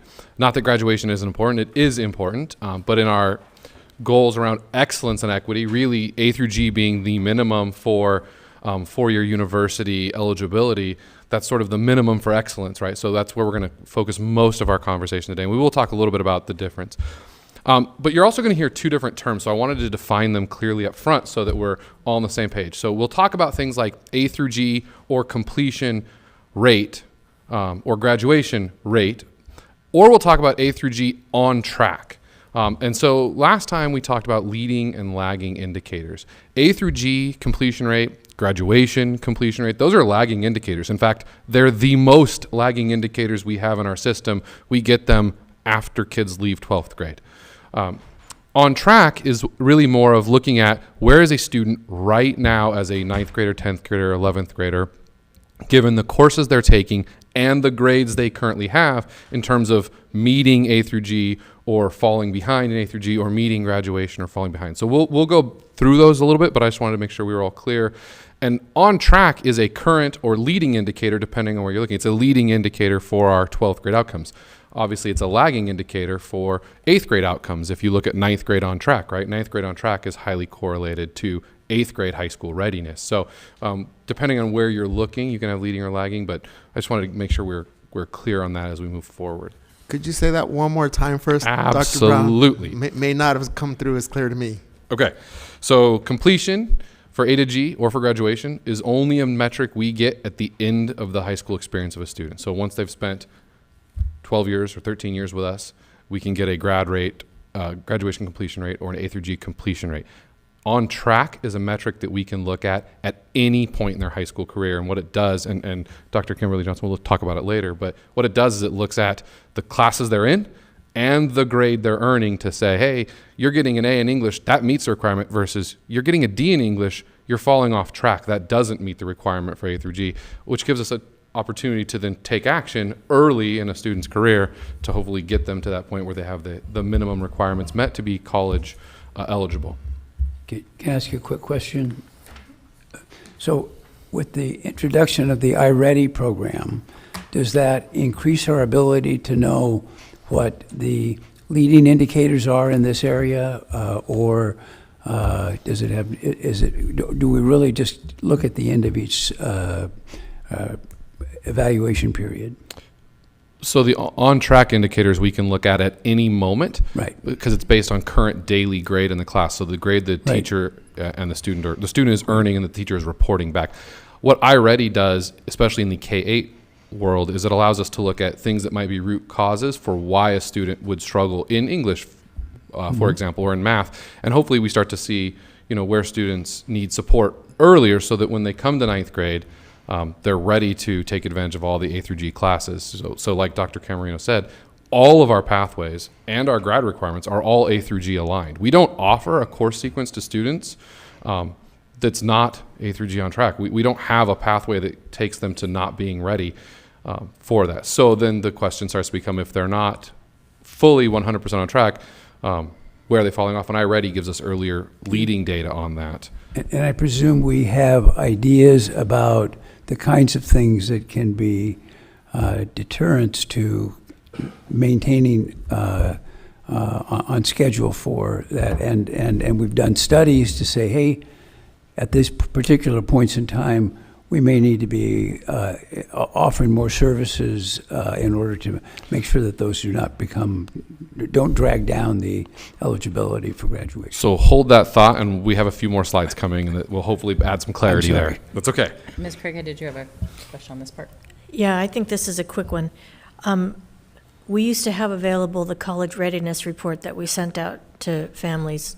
Are we currently doing that? So the Corps is no longer doing, and the group we were contracted with is no longer doing college readiness reports. So we had an external contract to do that is no longer valid. So we're working on trying to find a replacement in-house that we build in-house, but this is a transition year. So not currently. Okay, and just really quickly before you go on, I just want you to say that part one more time. So every student who steps foot in a high school pathway 1 week into their first year is on track, like for A through G. That everybody starts out on track. Yes. There isn't a program that isn't on track. Yes. For A through G. Right. Thank you. Can I clarify that? Sure. Do you want to rethink about the question? I would say there is one Dr. group Brown? that I might ask Dr. Simon to think about for certificate-based group of students that are in special day classes that are not in an A through G sequence. So the one group of students who are in courses that are not necessarily A through G aligned would be our certificate group of students for our special needs students. So our students who are our certificate of completion, and those are our students who can move through our adult community transition program and stay in that program until they're 22 years of age. So they receive independent life learning lessons and experiences, learn how to work in order to be independent as they get older. Yeah. And then one more here, Dr. Brown. And I don't want to go into the weeds, but I think that it's important for us to get clarity on what we mean by on track in the ninth grade. Sure. So embedded in the requirement for math, it's particular math courses that fulfill the A through G requirement, right? It's not just math. Correct. So if you're not on that track in the ninth grade, presumably, even if you take those years of math, you wouldn't necessarily be on track to take the required math courses for A through G. You want to take that? That's not entirely accurate. I think what you're asking, if a student doesn't take algebra prior to high school, can they still be on track as a ninth grader? Is that what you're asking? Yes. Absolutely. Okay. Yeah. So on Algebra 1 is an A through G course. Yes. So if they start in Algebra 1 in ninth grade, they're still on track. They don't have to start with geometry in ninth grade to be on track. Also, the math requirement is 3 years. Correct. So even if they started, let's say, in a sub-algebra class, they still can become on track by taking algebra, geometry, and algebra 2 their sophomore, junior, and senior year. So even for students who, for some reason, needed to take, I don't even know if we offer pre-algebra anymore, though. I'd have to look at that. But when we used to offer pre-algebra, they still could be on track at the end. And I don't think we offer pre-algebra anymore. So actually, no, all of our 9th grade students' math courses are on track. And thank you for clarifying that, Dr. Baker. I asked it for 2 reasons. One, for the reason that you just clarified, but 2, that you're going to get into, even if for whatever reason you did not attain a C, there is still the ability, because of the 4th year of math or summer school or what have you, to still maintain being on track. I know you're going to get there, but that's why I'm asking it, right? Yep. 9th grade doesn't end up determining the future of either college readiness or UC or CSU admission. It's not the end-all, be-all. It doesn't, but it is a critical year, Yes, and we'll talk yes, about that yes. also in a minute. Just want to make sure Just that getting we're right clear through. on that. Yeah. It's good. So, all right. Slide was longer than I budgeted. All right, here we go. So we'll start with graduation rates just overall. District graduation rate for the last 5 years has really averaged around 89%. It's got minimal variation. And in fact, even the variations between ethnic groups are generally larger year to year than the overall variation is year to year. So I mean, really, the district had a long focus on graduation rates, and graduation rates in the district came up for all of our groups of students over the last 20 years. They exceed our county, they exceed our urban school partners across the country, and it's been really a source of achievement for the district. So in terms of graduation rates, a lot of our students, 89.2% of them graduate, and the gaps between, like I said, the highest and lowest numbers change every year. So the group that was the lowest graduation group this year is not the same group next year or the year before, right? The variation in groups year to year is bigger than the variation in the gap or the variation in the overall. So we're pretty solid in terms of graduation rate. But again, we talked about excellence, right? We want all of our students to have whatever options they can have moving forward, which means we want to talk about A through G. I will say that, unsurprisingly, the pandemic had a slight lowering of grad rate that went with it for our district. There's been some recovery in the year after, I would say, the half-pandemic year. I don't think we've had a year after yet, so we'll have to look at this grad rate from this year when we're done with that. And unfortunately, BIPOC students have recovered slightly slower than our students from white or Asian backgrounds, but everyone has recovered somewhat. And again, the change being, under 2%, right? So very minimal change due to the pandemic in grad rate. The question was asked earlier, if every class for graduation is an A through G class, shouldn't our A through G rate be 89%? And the reality is no, and it's not because of placement issues, but the difference between a C and a D, right? So students receiving Ds are on track to graduate, but they are not on track for A through G. You have to receive the C or better. So our A through G completion rate as a district is 58.6%. And I know 60% as district-wide has been the target that we've talked about for the last few years, but it's 58.6. And actually, it's been relatively stable sort of in the years pre-pandemic. There was a large rise in the 10 years sort of prior to that, but in the last 3 or 4 years, it's been a pretty stable number. What we did see is that there was actually a boost to A through G during the pandemic. So a slight decline in grad rate, but a pretty sizable increase in A through G rate from pre-pandemic to during pandemic. And that has come back down a little bit. I will still say, for if you look at the graph, like for example, I'll walk you through it here. If we look at our African-American students, the light blue bar represents the difference pre-pandemic to pandemic. So in other words, their pandemic A through G completion rate was 5% higher than their pre-pandemic A through G completion rate. The darker bar, 1%, means their post-pandemic A through G completion rate is only 1% higher than their pre-pandemic, right? So they shot up 5%, and now they're up only 1%. So they're still up compared to where they were pre-pandemic, but that increase is not as sizable as it was in the year of virtual instruction. And we can talk for a lot of reasons about why that is, but the reality is D's becoming passes counting for A through G, changed that formula, and that grading system has gone away in the state as we move on. So this is a pattern that was seen statewide and is not surprising. You see that for pretty much all of our groups, the pattern happened. There's a few groups that are actually higher now than they were pre-pandemic. and we'll talk more about that in a minute, but it was an interesting impact where pandemic lowered graduation rates but raised A through G rates in our system and across the state.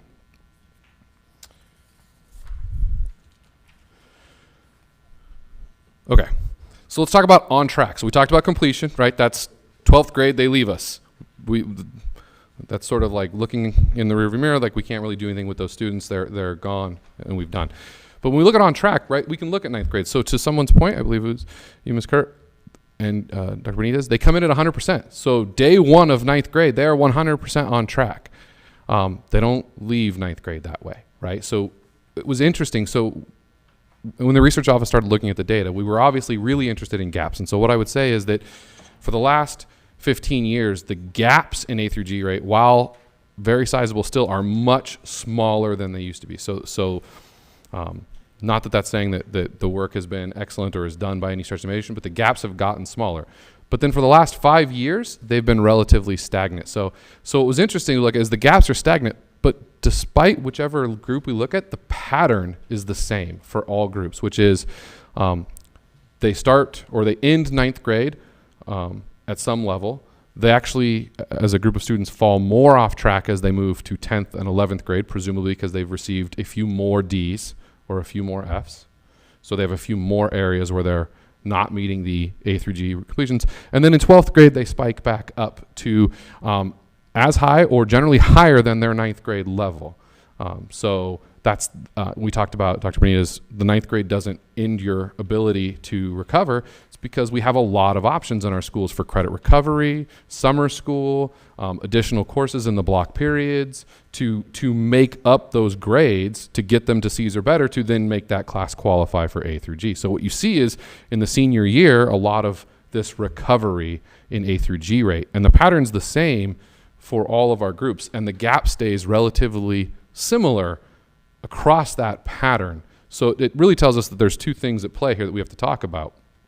One is, what are the systemic things that we can change to disrupt that pattern so that we don't see a drop from 100% to 52% by the end of the 9th grade year, right? We don't have nearly 50% of our students falling off track for A through G by the end of 9th grade, and that we don't continue to see that further decline.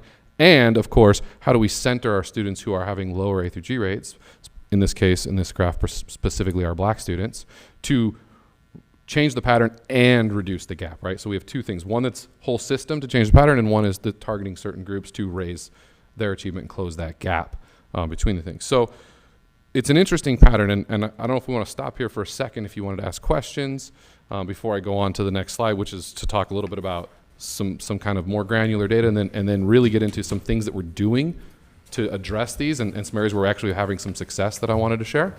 But I thought that this chart says a lot, so I wanted to pause here and see if we had any questions. Mr. Miller? Yeah, so really quickly, earlier you explained to us that our high school graduation plan aligns with the A through G requirements, correct? Correct. The only difference between our high school graduation plan and the A through G requirements is in the math section, where we actually created some form of a buffer, correct? Two sections. So we require 2 more years of math, right, and we require, 1 more year of math, 1 more year of math, and we require physical education, which is a state requirement. Got it. And so with that understanding, and I use the term buffer because we have more than the actual requirement. Technically, wouldn't these numbers be indicative of that, knowing that, yes, I would not be in compliance in the 11th grade if I did get that D or that F or that in math, but yes, by the time I got to the 12th grade, a bunch of us would all of a sudden be eligible, correct? Yeah. So though these numbers do look promising, isn't it kind of a misnomer here? I would say that it's probably a couple of things. So one is, you do have that. English you don't, right? So English is a 4-year requirement in both, so you don't have that extra course to catch up A through G. So it depends on, I think, where your area was. And actually the next slide we'll talk about how many areas students missed. So if they missed just one area and that area happened to be math, then yes. But it also is indicative of how many juniors who take summer school before their senior year, and how many of our juniors and seniors take remediation classes, APEX courses in their extra period, because we do have in our high schools the 8-period block. So you can get this done on a traditional 6 periods. So the fact that there's 2 extra courses every year gives the schools the ability to schedule in that course again in terms of Apex or some other way to recover that credit. So it doesn't have to be in math. So I would say that it's not necessarily a math discussion. Thank you for the clarity. No problem. You're referencing it right now, Dr. Brown, so stop me if you're gonna cover it. Latinx and African American students, I'm jumping ahead one slide here, miss it by 3 or more than any of the other groups. But I want to come back to the point you referenced about math, and I think this will be an iterative sort of piece on an ongoing basis. So Dr. Lund eloquently a few months ago mentioned the importance of 6th grade accelerated math based on your data, because 6th grade performance in 6th grade accelerated math and who gets into that is a good predictor of who gets a C or better in algebra. Mm-hmm. And it also happens to be where we start seeing sort of that gap amongst and between our Latinx students and our Black students. Given that everyone then, irrespective of that, starts off at 100% potential on track A through G in the 9th grade, and then right away we see for our highest performing Asian Americans a 26% drop off from the 100%, but then strikingly a 60% drop off for our African American students. Then doesn't that literally then begin to mean that things like 6th grade accelerated math end up being just a major predictor, not just for C or better in algebra, but ultimately from graduating A through G? So yes, there's a lot of predictive metrics. In fact, Dr. Lund and I have talked about high school readiness, which is a metric we've shared in the past. High school readiness coming out of middle school is also a very strong predictor of A through G success. Right. So we definitely have a few, which I think we talked about with iReady, like will allow us to start moving backwards to start identifying students earlier for support and intervention, right? As opposed to trying to recover all of it in the 12th grade year. So that's a lot of the work that we're thinking around in terms of how to change that pattern so that you don't see that precipitous decline in 9th grade that continues, but rather you can keep them higher to start and not have to do so much recovery in the 12th grade. You can do more enrichment. And I'm asking from a policy perspective because at the time, one of the questions that our staff was pondering is, amongst others, how do we get all of our students into a 6th grade accelerated math, right? Policy perspective speaking, so that then we would have a different kind of conversation in terms of iReady and all these other predictors. Sorry, Dr. Lund. We're almost there. We're at 94% this year in accelerated math in 6th grade. And Dr. Camarino, did you want to add? Yeah, it's surprisingly the data that we find of our students off track of A through G is history and science, and history and English. It's not math. Just so the board knows. Stop stealing my thunder. Sorry. But again, I don't want to miss here that our African American students were the ones that clearly there was an existing gap already in the 6th grade accelerated math. So I think the 94% is extremely important, Dr. Lund. Yeah, and I think one clarification, I think going back to Mr. Miller's question earlier, is on track in these grade levels, and Dr. Brown, please correct me if I'm wrong, is not based on end of year on track A to G. It's based on a 9th grade category of what we consider on track for 9th grade, meaning that what courses are you taking in 9th grade that are A to G courses that would put you on track or off track, which may be 3 or 4 of your classes rather than the entire 15 course sequence. Yep. Yeah, it's definitely scaled by the year. So like Algebra 2 would not be factored into a 9th graders on track because they have had no opportunity to take Algebra 2 yet. So it's definitely looking at, are they earning C's or better in the courses that they need to earn C's or better to have completed their whole sequence by the time they reach 12th grade, right? So it's like a mile marker, if you will, if you think about like running a marathon. It's, are they at a certain place at a certain time to make a certain outcome at the end of the marathon?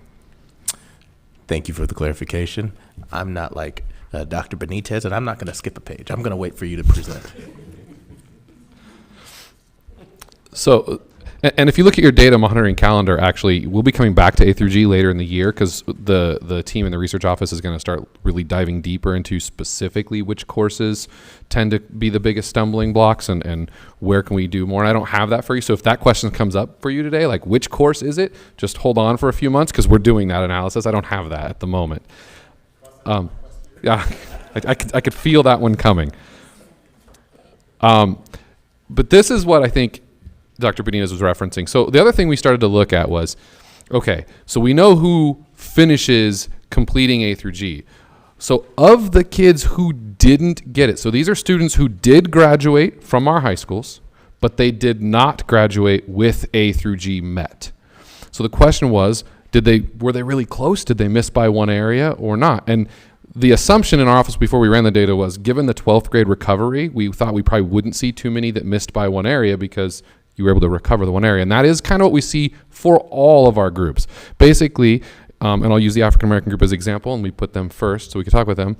Of the students who graduated but did not meet A through G, 20% of them missed by one area. So it was one area. Now, that doesn't mean they missed by one class. They could have missed by two classes in that area. If they missed the area of English, it could be two courses that they're behind. It doesn't necessarily mean one class. It just means one area. 15% of them missed in two areas. So it could be the same number of classes, but maybe it's an English class and a history class instead of two English classes. And 65% of them missed in 3 or more areas. So again, it kind of lends support to that idea that we talked about a few minutes ago, where there's a lot of structures in place to do recovery, and the recovery happens. And it's the students who are missing in multiple areas where they may have exceeded the ability to provide recovery in the short window of 11th to 12th grade that are the ones who don't end up A through G. And you do see that our African American and Hispanic students is the largest who miss by 3 or more areas, but the pattern is the same. So again, one of those things where this is a systemic thing that we can work on because the pattern is the same for all of our students. The generality is if you miss an A through G, most likely you missed in multiple areas, not just one, across the group. So the students who are close, we're recovering in 12th grade to get those numbers. So we've talked about that. I do want to talk about a little bit about success stories, right? And things that we're doing that we think are going to disrupt these patterns. And we have some examples. There's a lot of stuff going on, and I know my colleagues will jump in with other things. So I just wanted to highlight one thing that we've been doing and where it works. So someone talked about the 9th grade year, and we talked about how everyone starts 100%, and 9th grade doesn't determine your future, and that's true. But there is a lot of research out there that talks about the importance of 9th grade and the idea that if you are able to finish your 9th grade and manage that middle school to high school transition, and you end up 9th grade on track, you're very likely to completely end up on track, right? So what we know when we go for our curve here is those 52% of students who are on track at the end of 9th grade, they're still in the 58% who are at the end, right? Most of them didn't fall off track. Some of them did, but they're very likely to be on track at the end. 9th grade's super important, and the core group did a lot of research, and they have a book that they've based it on called The Make or Break Year. It's really about 9th grade. And so they created these breakthrough success communities. And one of the first ones in the entire state that piloted the work was Browning. And the work has evolved over the few years because it didn't work right away. It wasn't super successful, and they've done a lot of work. And so when you look at Browning, you see something that you don't see in all our schools. So the graph that you have in front of you is the credits earned by 9th grade African American students in each high school in our system. And the dashed line at 9th, 10th, 11th is the median credits they would need to have met a year's worth of growth. So tying back to our goals, right, the year's worth of growth. And you'll see that in some of our systems, the median for African American 9th grade students is actually far below where they need to be at the end of 9th grade to be on pace. But if you look at Browning, it's far above. In fact, it's farther above than all but one other school. And that school is not comparable to Browning in any way, shape, or form. Browning has no GPA gates to get into it. Browning often fills with students who weren't necessarily first choice. Browning has a really high proportion of African American students compared to some of its sister schools who don't come with the highest high school readiness indexes, and yet current 9th grade class is exceeding almost every other 9th grade class of African Americans in our system. And one of the things they've done is create a breakthrough success community. So really there's drivers around that community that talk about things like adult teams, adult to student relationships, student scheduling practices, grading practices, because we know that D's and F's are a killer for A through G. And Dr. Ramont has really done a good job at Browning, following Dr. Anderson, to get the breakthrough success community up and running. The teachers have bought in, and we're seeing success. So hopefully, as we watch this group of kids move through the next 4 years, we won't see that pattern of drop from 9th to 10th to 11th, and we'll see that the gap is actually closed for students at Browning. So Browning is an example of, we can put initiatives in place that we're trying, and at least on the short term right now, they're being very effective, and we're hoping to move those out. And then now we have other schools, and Dr. Camarino can correct me if I miss them, but I believe the other schools in the Breakthrough Success Community are Avalon, Cabrillo, and Lakewood. Is that right?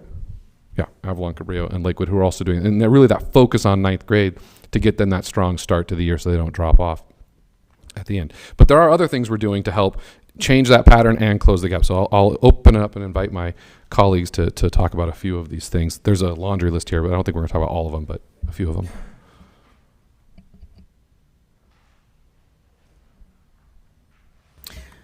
Well, I'll take this time to speak again to the board in regards to our current actions that we believe are assisting with helping with these outcomes. And I'll just speak from the work from the Office of School Support Services around our middle and high school wellness centers. We know our middle school wellness centers are new this year. We're already pretty much up and running in regards to having staff prepared and trained.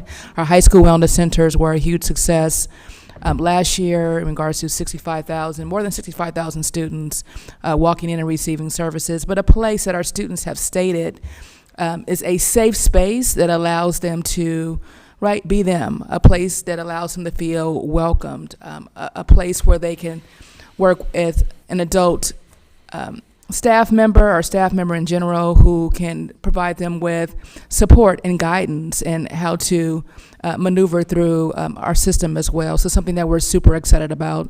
And then transformative social emotional learning, which really cultivates the conditions for thriving for our students, for each student. And so that we know has been successful, and we're, building capacity more so around that work around culture and climate, and also around curriculum with OCIPD and how that's going to be played out as well. I'd like to also commend, as we've had an opportunity, our level office teams to go out to sites to really share that there's a sense of really positive energy and synergy on our campuses, the sense of community, the excitement of a new school year, and post-pandemic work that we've done with some of the work that Dr. Simon has mentioned, but also with our Student Success Initiative of building those relationships with our students. Our students not only have a wellness center to go to, but they have a lot of staff that are advocates for student voice, and so they know and they've connected with those students. So our sophomores have told our freshman students where they can go when they need assistance or guidance. So kudos to our student success team that we have here with Mr. Samuels and Dr. Johnson, Dr. Margot Atkins-Jackson that is upstairs also. But really those connections have been really powerful at our schools. We've had an opportunity of our high schools going through WASC last year. That was a huge challenge to do after a pandemic, and all of our visitors from WASC have commended not only the wellness centers, but our Student Success Initiative and the relationships that we've built with our students. We're excited this year to have an HBCU coordinator to really enhance and have our students, especially African American students, to look at the opportunities at our HBCUs. So they're going to be working in conjunction with all of our high schools, so that's exciting to have that a part of our work. So again, just wanted to say kudos to the teams, but also just the fact that our staffs at our high schools have accepted the SSI teams. They're part of their collaboration meetings, they're part of their department meetings, so they feel like they're members of the staff while they're still deployed from the high school office, but they really have that sense of community there, and oftentimes are being invited to do things outside of SSI that we don't want to hear about, but it is a good community piece that is building relationships with adults as well as our students and our parents that are at our schools too. And just two pieces to highlight. One, because I did some work with Alyssa Taylor and Dr. Lucy Salazar of the Black Student Achievement Initiative, and really they ran the Sankofa Summer Program, which was targeted for elementary African American students. And again, that idea of it's not about 12th grade, right? It's about what are we doing in 2nd grade, 3rd grade, 4th grade to help build the skills and build the capacity of our students to not have a curve that drops through the years, right? So there's a lot of things that we'll hopefully see pay off in these lagging indicators as the students move through our system in terms of closing the gaps. And the other thing is, we talked about completion and on track.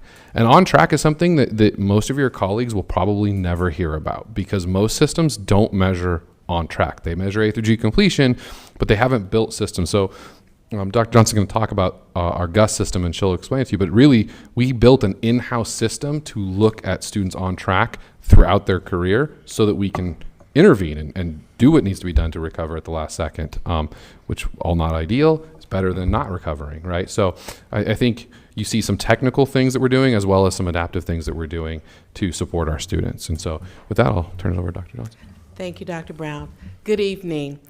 So I'm going to walk you through what our counselors use to keep our students on track and to make sure they are meeting the A through G requirements.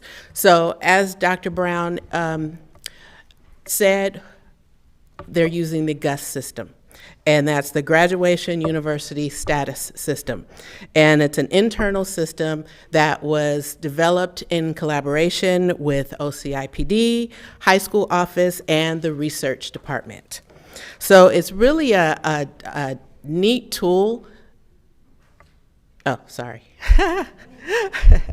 So it's really a neat tool that was created that really allows our counselors to focus in on our students that are on track and even our students that are off track, which is where it's most important.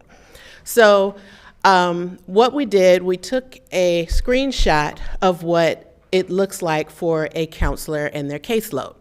So this is the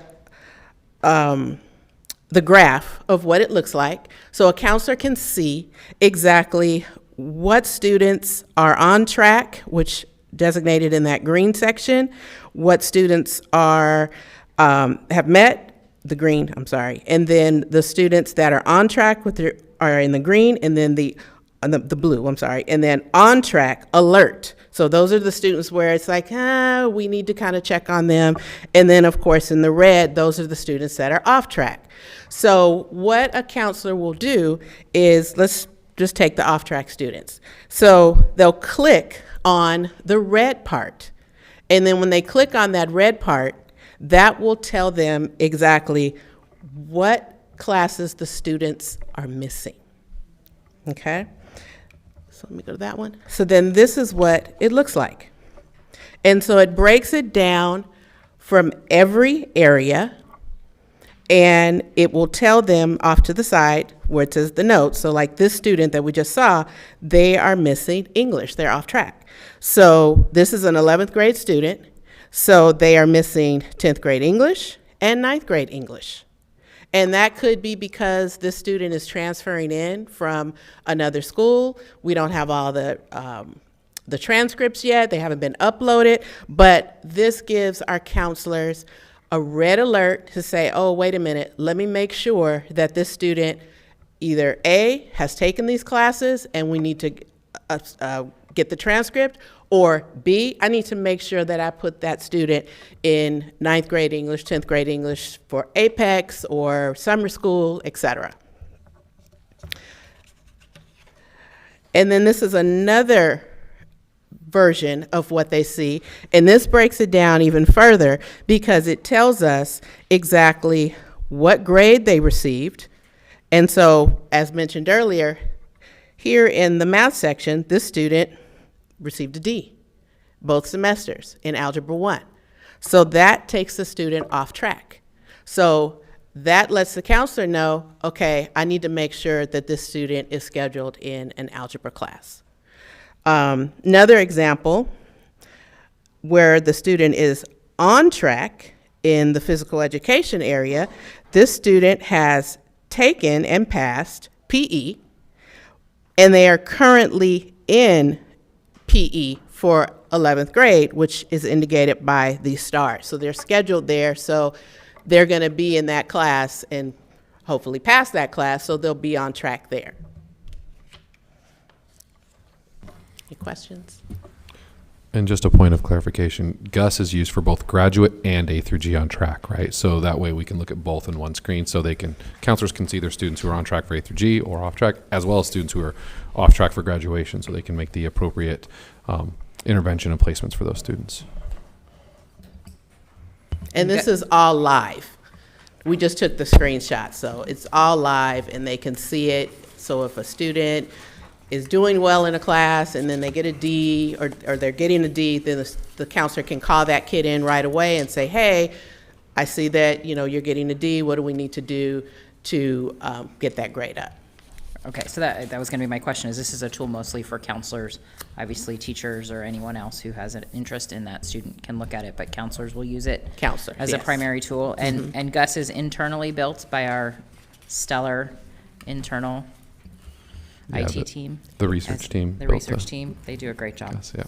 It's always interesting to see things like this, knowing they don't exist in other districts. So when I walk into a conversation sometimes and I have this assumption that other folks do this, and then I realize that they don't, because we have such a great team. It's really important data. Thank you. Thank you. Just invite the team, including Dr. Johnson, Dr. Camarino, to share. We have some schools trying some innovative ways to not wait until summer session to intervene for students who are potentially going off track. And so I don't know if either of you or others want to share any of the things that you're seeing schools do that are taking those leading indicators and activating upon them before waiting for summer. I'll let Dr. Brown share a little bit of the partnership work that Cabrillo did with Dr. Poffenberger in really reaching out to students and strategically putting them in Apex courses so that, say, for example, you fall behind at the semester, you don't have to wait for summer school to catch up to get back on the H through G track, is that they put them into Apex courses immediately so that there would be less of a burden on our summer school schedule. So, and I'll let Dr. Brown share a little bit more about the work that they did with Dr. Poffenberger at Cabrillo. Yeah, so I mean, part of what you see in Gus is a redesign from the past because of the work of Hamina Lalani in my office and Dr. Poffenberger. So two things. One is, how do you put them in classes the semester, or use the additional courses in the block schedule to be able to put them in another course, so you could be taking the first semester again while taking the second semester, for example, so you can get that D up to a C. But the other thing is, it's live. It updates every day when grades are posted. So now the way it can be looked at by a counselor is, I can see if, Chris Brown was on track yesterday and he's off track today. We can have a conversation today with the teacher, with him, with his family. How do we get Chris back on track so that we don't have to get to the semester when he gets the D and falls off track and then has to make it up? We can intervene before the grade is set in stone, right? So the idea that it pulls live from grades is a pretty new feature for us, and it's a powerful feature, but it does also then start to have discussions around looking at grades and how things are updated and how gradings work. So you'll hear more from me on that later in the year, but that's the power of it. And Dr. Poffenberger was instrumental in working, and her head counselor, Steve Duenas, working with my team to design it so that it's useful for the site. Dr. Johnson, I also wonder if you want to just share anything from the Student Success Initiative, or Dr. Camarino, Marissa Samuels, especially with the focus on 9th grade last year, how some of the leading data were used to think about intervening, providing supports, or other for students in 9th grade, last year's 9th grade class. Well, one of the things we found is that our students don't necessarily like coming on Saturdays. But so this year, to kind of combat that, we are developing a peer tutoring program. So we're utilizing our leadership students to peer tutor with our 9th and our 10th grade, to kind of encourage them to come after school for tutoring, and just really just to have a mentor, because as we all know, students really respond to near peers more so than what we tell them. So our leadership students are our higher achieving students who have kind of been through the process.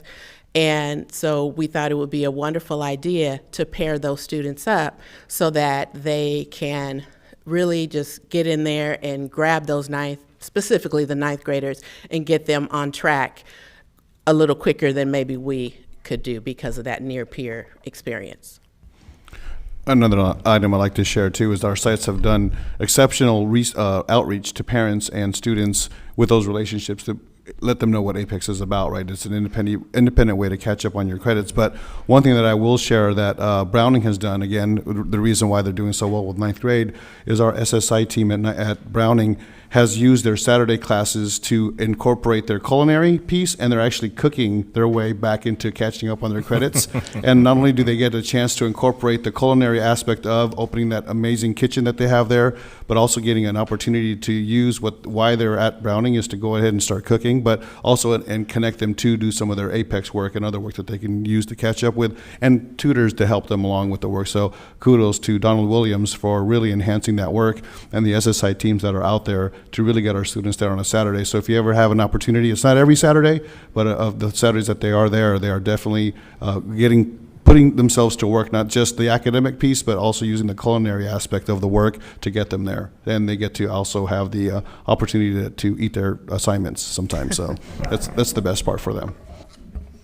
And if we think about leading indicators, one of the things that Dr. Lund and I have talked about, and I know he's been working on with his team, is students in middle school don't have an understanding of credits because they don't need to. There are no credits in middle school. You can get a D or an F in every course, which we hope you never do. But if you did, you still move on to high school, right? Where suddenly the D means something very different than the C, right? So they're beginning to have those discussions at the middle school level with trying to educate parents and students about credits and understanding that, so to help ease that transition by just knowledge and information. And I know that's something that they've been working on as well, and will be building in the future.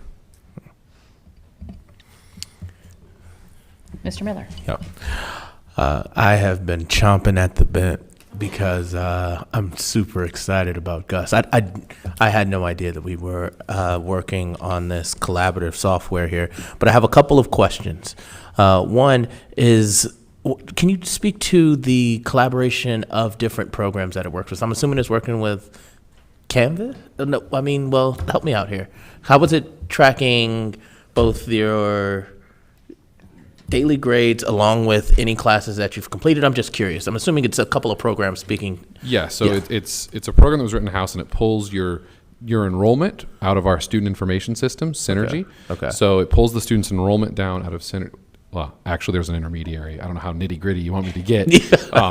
And yes, it pulls the daily grades from Canvas. Okay. So the grades come from Canvas, the enrollment comes from the student information system, and it puts them together through an intermediary to say, here's the classes they're in, here's the grades they're getting in those classes today.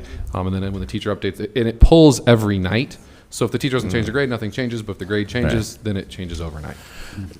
So part of the reason why I got maybe way too excited is because this was a lot of the work that I used to do for the College Access program I used to work for almost 15 years ago now, where we would physically have to sit down and go by hand and then check their grades through School Loop and then come up with this hope of, I think they're on track. I feel pretty comfortable with them being on track, but to have a all-inclusive database that can give you that information just in one fell swoop is pretty darn exciting.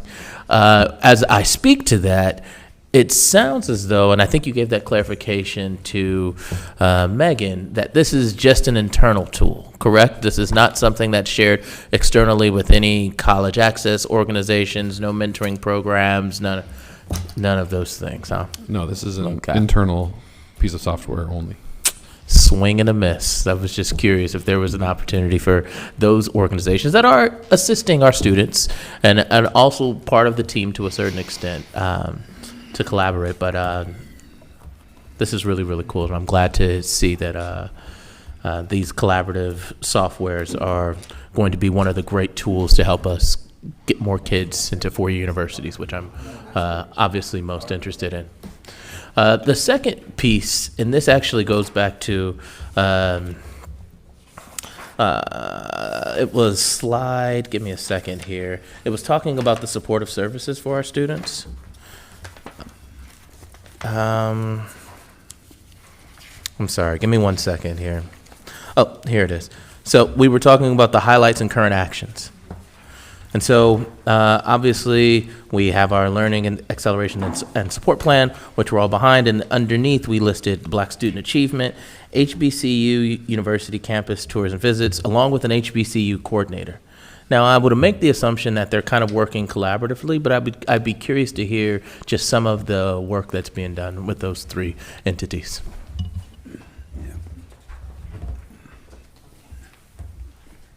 Hello again. Okay, so the purpose of our HBCU coordinator is actually a TOSA. Our HBCU TOSA will be working with our schools. And one of the main goals is to really educate our parents.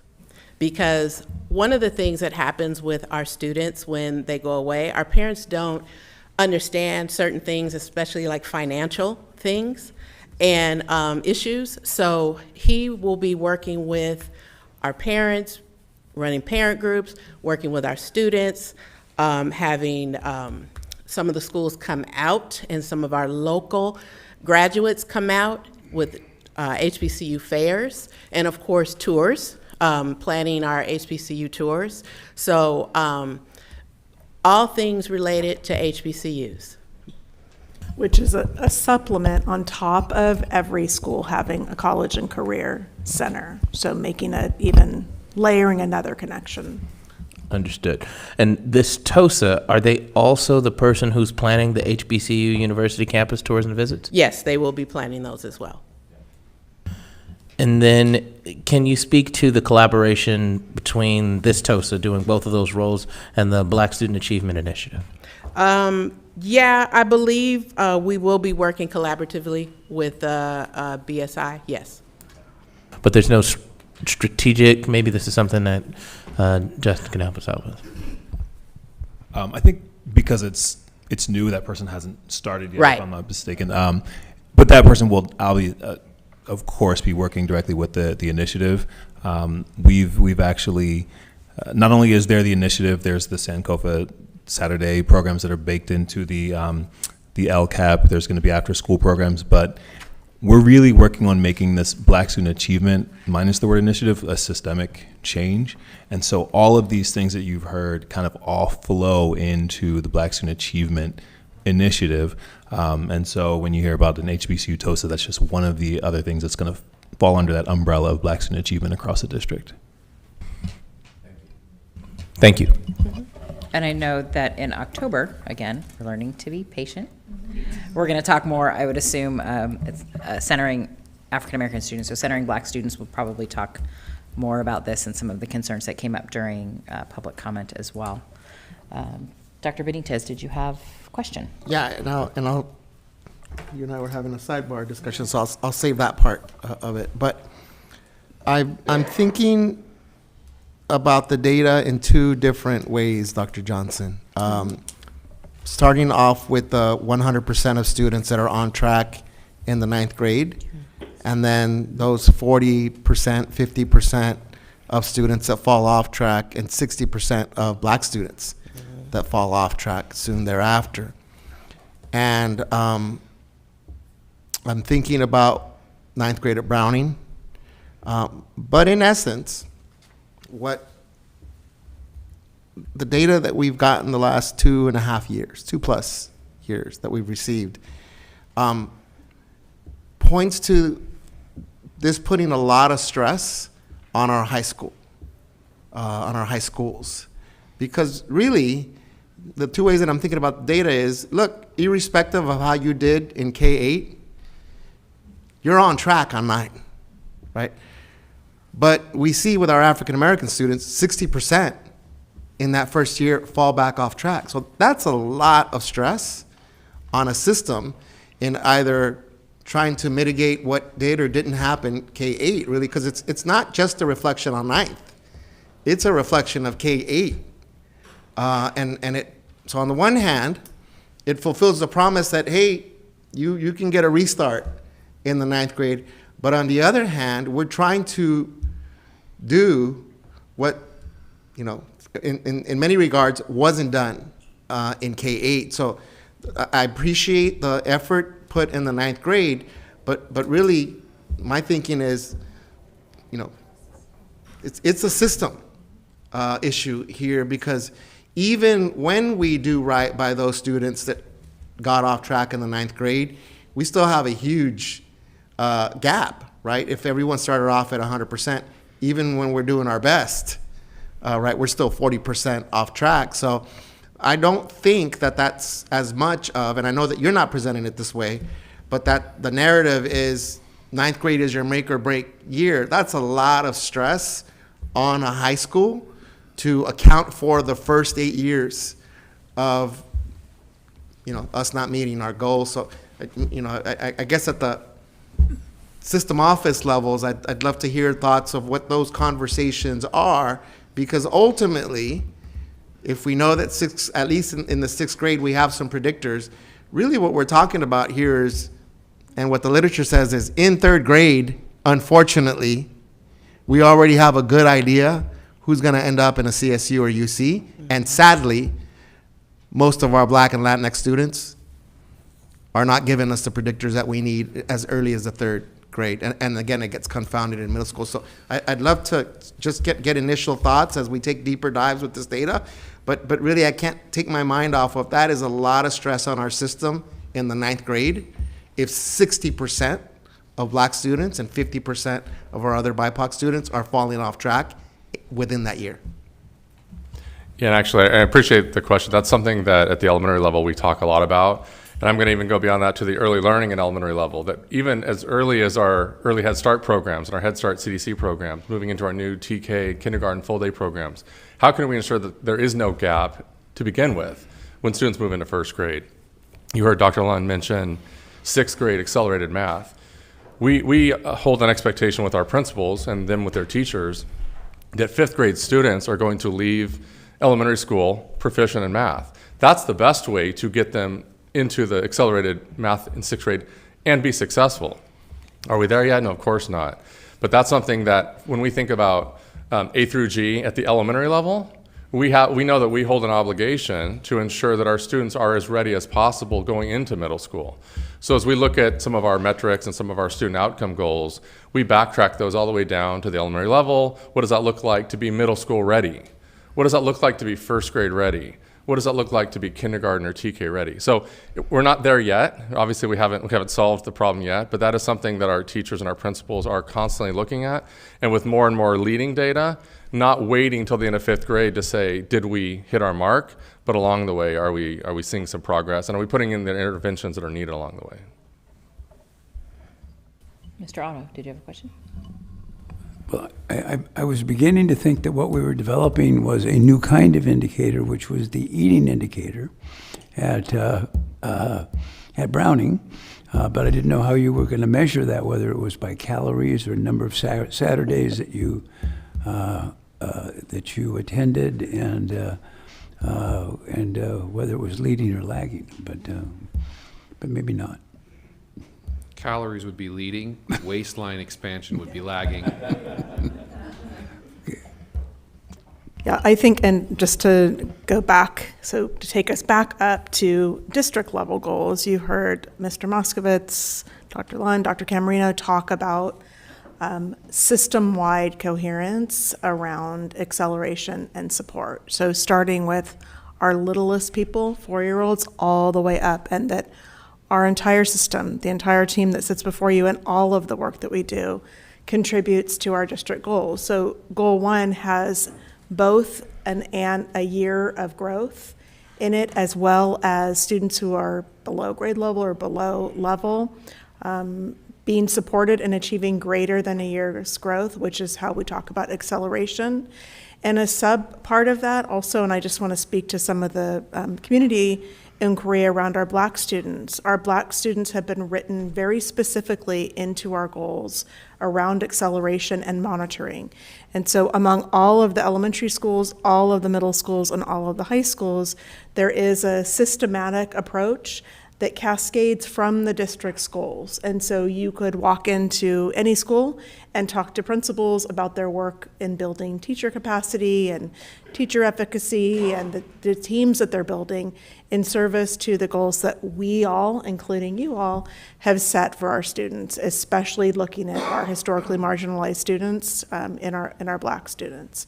We know that when we contribute to the success of our Black students and accelerate their achievement, that our entire system of students, our Latinx students, our Caucasian students, our Asian students, all benefit.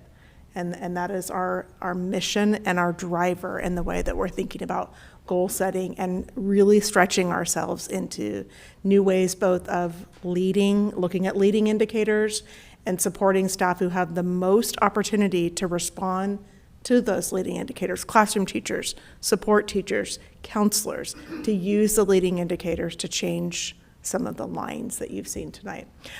On that note, I also want to acknowledge that, first of all, thank you to all of the team who has participated in this ongoing conversation. For community who are interested, we've actually designed a place where all of the presentations, so I think Dr. Jabari asked specifically about a specific data point around Black student achievement. These presentations, as well as some of the executive summaries that Dr. Brown and his team are developing, are posted on the website. And so there are a couple of places that they can be found under superintendent's goals. And Mr. Suarez may know the second place. So there are two places where they can be found. But for now, we'll say under superintendent's goals, you can find all the presentations. I think he stepped out for a moment. Okay. I had a quick question, just a wondering, and I'm going to use my question. So who's not included in the data? I'm surprised at the story that English is one of those things that folks are off track for, but then I am also not surprised and wondering if that has to do with our English learners and reclassification rate or long-term. If that's part of it, is that potentially a subgroup to pull out? So as we're looking at data, understanding the impact of A through G with our English learner community as well. Again, don't necessarily need an answer tonight, but just that was a wondering that I had. So I can give you a half an answer tonight. So yes, we can pull out the English language learner data, and we will do so. But A through G, English is the only area that requires all 4 years, which makes it the hardest area to recover when you fall one or more classes behind, because there is no extra year to get that class, whereas in math you have another year to get that class, and some of the other classes you have 2 years. So that 4-year requirement in English is generally what leads it to be the barrier there. And why Apex is so important, that you can actually concurrently catch up to your courses. So it'll be pivotal in the few years, and to research that data, it'll be nice to present it when we see students that'll be back on track again with Apex. Which I think goes back to our conversation of backtracking into middle school and high school. I know the high school readiness index, it would be interesting to see, those who are high school ready versus those who fall off track. What is the correlation on that? But that idea, if folks are struggling in English and not getting great grades in middle school, high school is a huge jump and transition in terms of necessary to write, to comprehend and read at a quicker and more intense level. So again, it all backtracks into middle and elementary and to our littles reading when they're little. So any other questions before we move on? Okay. Yeah, I'm sorry. Mr. Miller, thank you for highlighting the importance of our GUS system, and wanted to acknowledge from the research office, Jim Giacomazza, Gail Mashburn, one of our head counselors, Steve Duanis, another head counselor, and Carol Ortega, for really putting a lot of the work in this for many, many years. It's been, I want to say, at least 8 years that we've been trying to refine the GUS system. At times it was a little glitchy in the beginning, but now it's a really reliable system that our counselors lean on. And for your appreciation, thank you for acknowledging that too. Acknowledge these folks for working on it. I'm just saying, if you guys could have created that about 11 years ago and shared it with local nonprofits, I would have been in a much better spot. Now, thank you. President Kerr, I think the quote of the night is Mr. Miller saying, "I love Gus." It'll be highlighted and bold in the minutes. Thank you all so much. In terms of the flow, that we got all that business and that we're not going to transition into a whole bunch of votes on business, I'm feeling a little relieved. So, yay. Thank you to everyone involved. Thank you for staying late, to our high school team there in the back. So we are going to move on to other items. Approval of administrative assignments. Dr. Baker. Yes, so as has become customary, we have 3 administrative assignments, and I will pass the torch to Mr. Moskowitz to recommend the first. Thank you, Dr. Baker. In our Head Start program, it's my pleasure to recommend Olivia Ugarte to Early Learning Center Manager in our Head Start programs. She's been in our Head Start programs for several years now as a Head Start teacher and a head teacher in the Head Start program. That's a mouthful. And we know that she'll do a great job as an Early Learning Center Manager.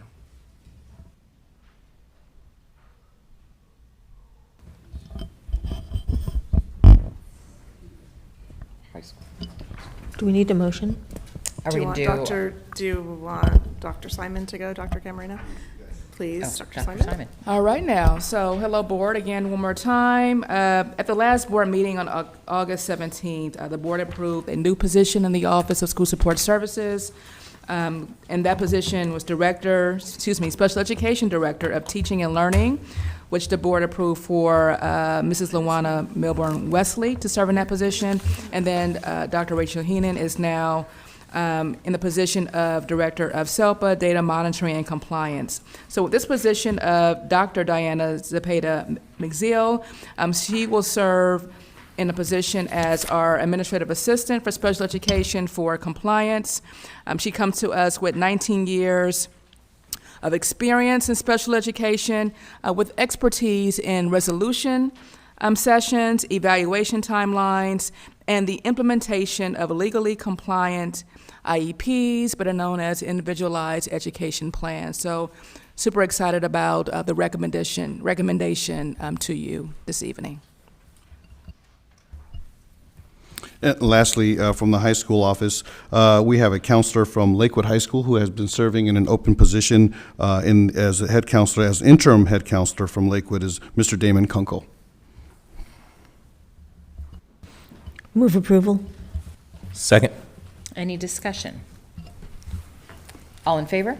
Aye. Opposed? Abstentions? Passes 5-0-0. Report of board members. Mr. Otto, how about you kick us off tonight? Okay, I'd be happy to do that. So first, it's just great to be back in school. We've been off for the summer, not really, but we've been meeting less often.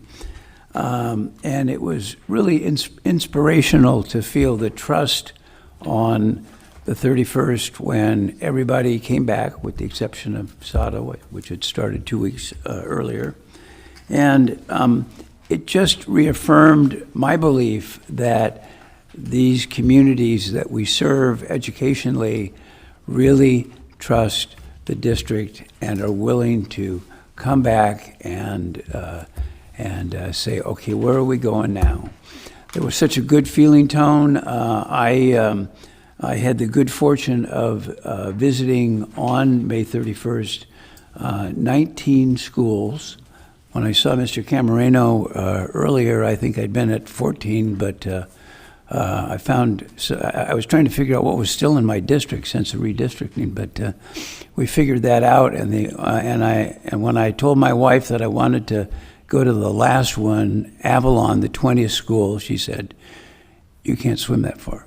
And it was too late to go off. But I was particularly, as I went around and talked to people, touched and moved by what we're doing with early childhood education. We went last weekend to the Bay Area, where I have a daughter that has a brand new kindergartner in the San Francisco Unified School District, and we got to actually go on Friday to see the new school that she's going to go to, and I had a chance to talk a little bit about what they're doing.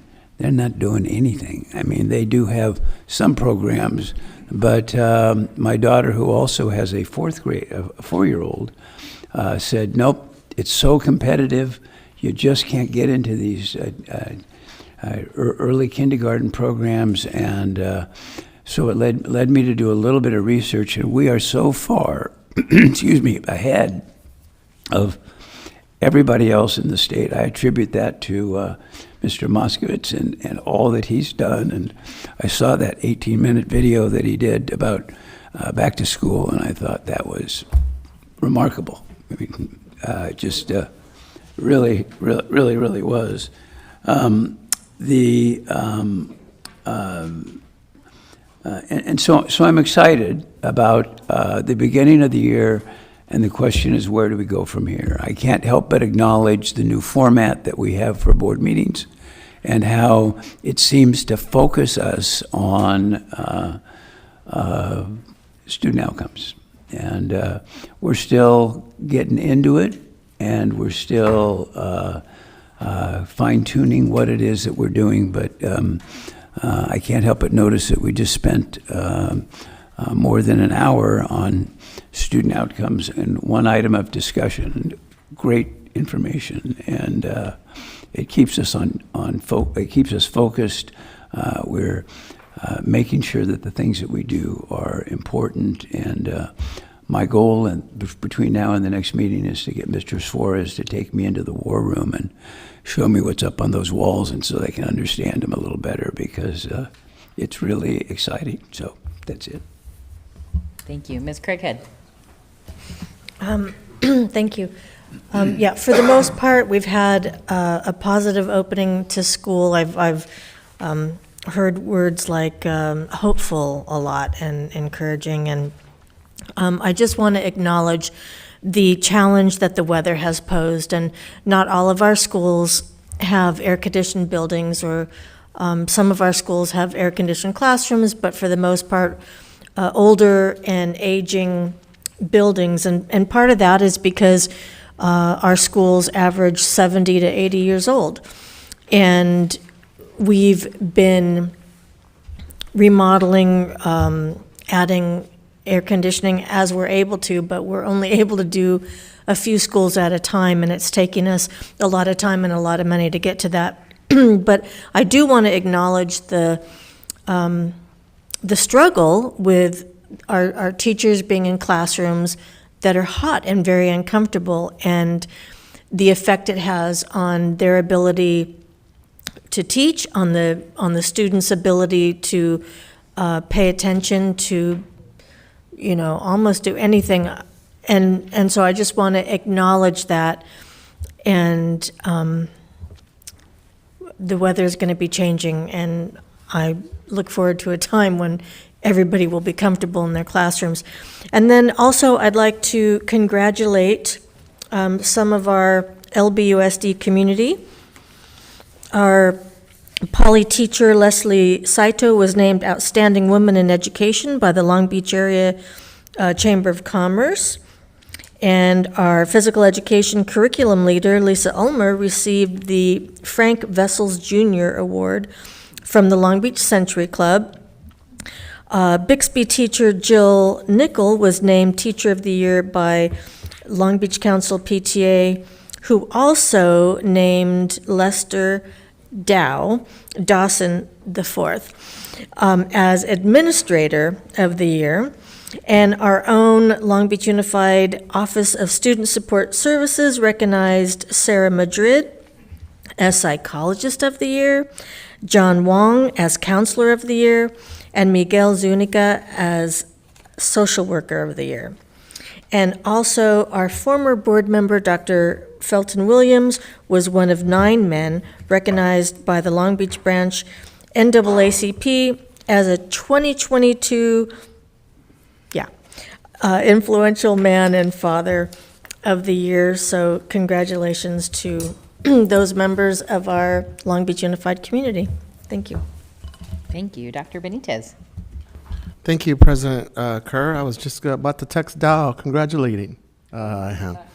I'll be very brief, echoing my colleagues' sentiments about our beginning of this academic year. It was just lovely to be around smiling faces and excitement and just positive energy at the schools that I was able to visit. Not 19 or 20, Mr. Otto.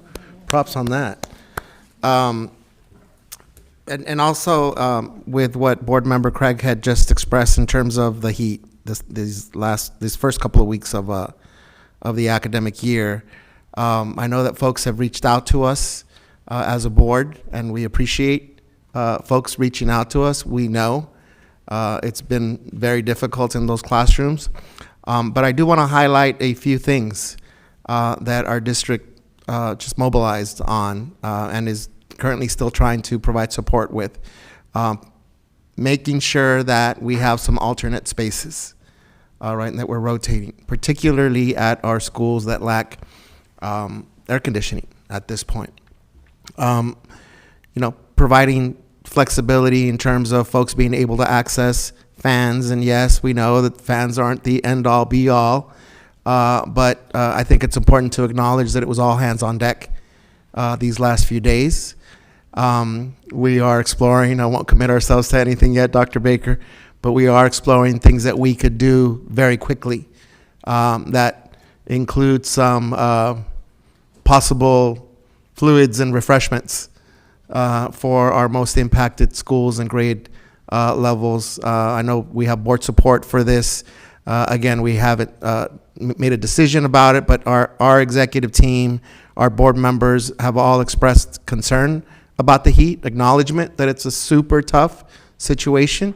Our goal of educating our students, every single student, does get hampered when we have weather like this. No ands, ifs, or buts about it. But I am going to just continue to ask our executive team to, do what we got to do to provide, again, not a solution, but some relief. And we will keep hoping that the weather doesn't continue at this rate. So just want to acknowledge that we do receive your concerns. We do think about, and as well as our staff, and there are things, and Dr. Baker is going to share some of that in her superintendent report. So I'll save that. And just congratulate those students and families and all of our educators at every single school site and here at the district offices that made sure that we had a good opening for those things that we could control at all of our school sites. Thank you, President. Thank you. Mr. Miller. Thank you, President Kerr. So it's official. I'm a dad with a kid in the Long Beach Unified School District. And that first day of school was a lot for Dad, to be honest with you, because I was excited and nervous. And when I dropped my baby girl off, I went to the car and cried for at least 30 minutes because it was heavy, And so I was telling my wife, I had no idea that you could love something or someone so much.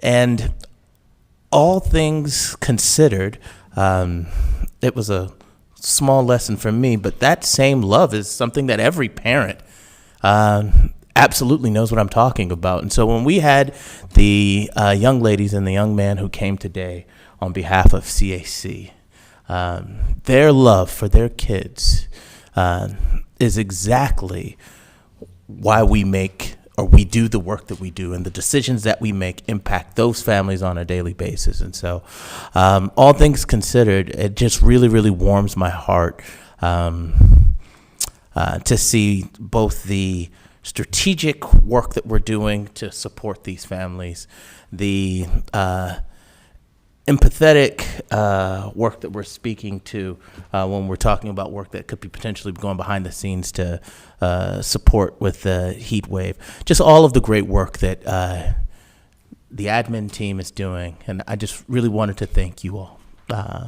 and just wanted to uplift all the great work that you guys are doing. So thank you. Thank you. And I'll be brief as well. Again, welcome back. Just sharing the same sentiments and thoughts of my colleagues.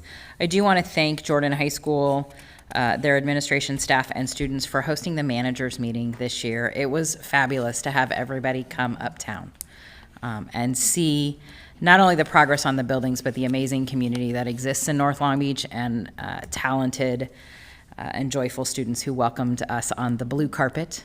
They didn't have to be there that day, and they chose to come in, so I'm grateful. Early. So grateful to them for welcoming us in a wonderful North Long Beach way, so thank you.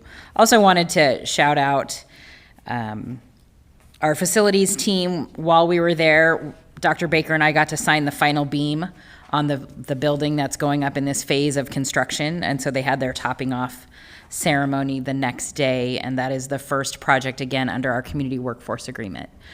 So to see the signatures of our laborers and our steelworkers on there, as well as our construction teams and facility staff, was great. So, and steelworkers are amazing up there, putting up those beams. I'm not a heights person, so kudos to them, and fun to be a part of that part of history.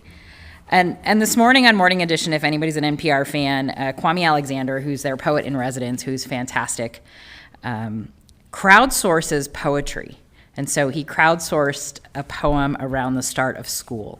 And I looked for the transcript, and they don't have it, so I am not going to play the audio for you, but I highly encourage you. It just starts out a lot about hope, but they took input from students and parents and teachers and administrators from all over the country, and it goes everywhere from joyful and homework and playgrounds to learning management systems and metrics and all of those things that mean so much to different parts of our school community. So if you haven't listened, Google it. It was on Morning Edition this morning. Kwame Alexander, a great hopeful poem that was community crowdsourced for you to enjoy as we start the school year. And I'll leave it there because I know we have one more conversation to have with Dr. Baker as she does her board report. Thank you. So I would like to use my time for two things tonight, and I'll start just with acknowledging the heat event that we are experiencing, not just in our schools, but our entire community. And so not only are adults and students, many of them, experiencing really hot classrooms, our students are also experiencing really hot homes. Many of them do not go home to air-conditioned places. They are out in the community after school or in homes without air conditioning. And so just want to extend the sense of empathy that we are feeling for them. And in addition to warm classrooms, we have hundreds, if not thousands, of employees who are also helping the district to run. I've seen custodians dripping in sweat, maintenance team members out trying to fix things, trash truck drivers that are just absolutely drenched from the work that they do each and every day. So want to acknowledge them as well. In terms of classrooms that do not, in schools that do not have full air conditioning, our custodians have been on duty early in the morning, opening up both internal and external facing windows, and the internal windows that are in many of our old buildings go into hallways just to help with circulation.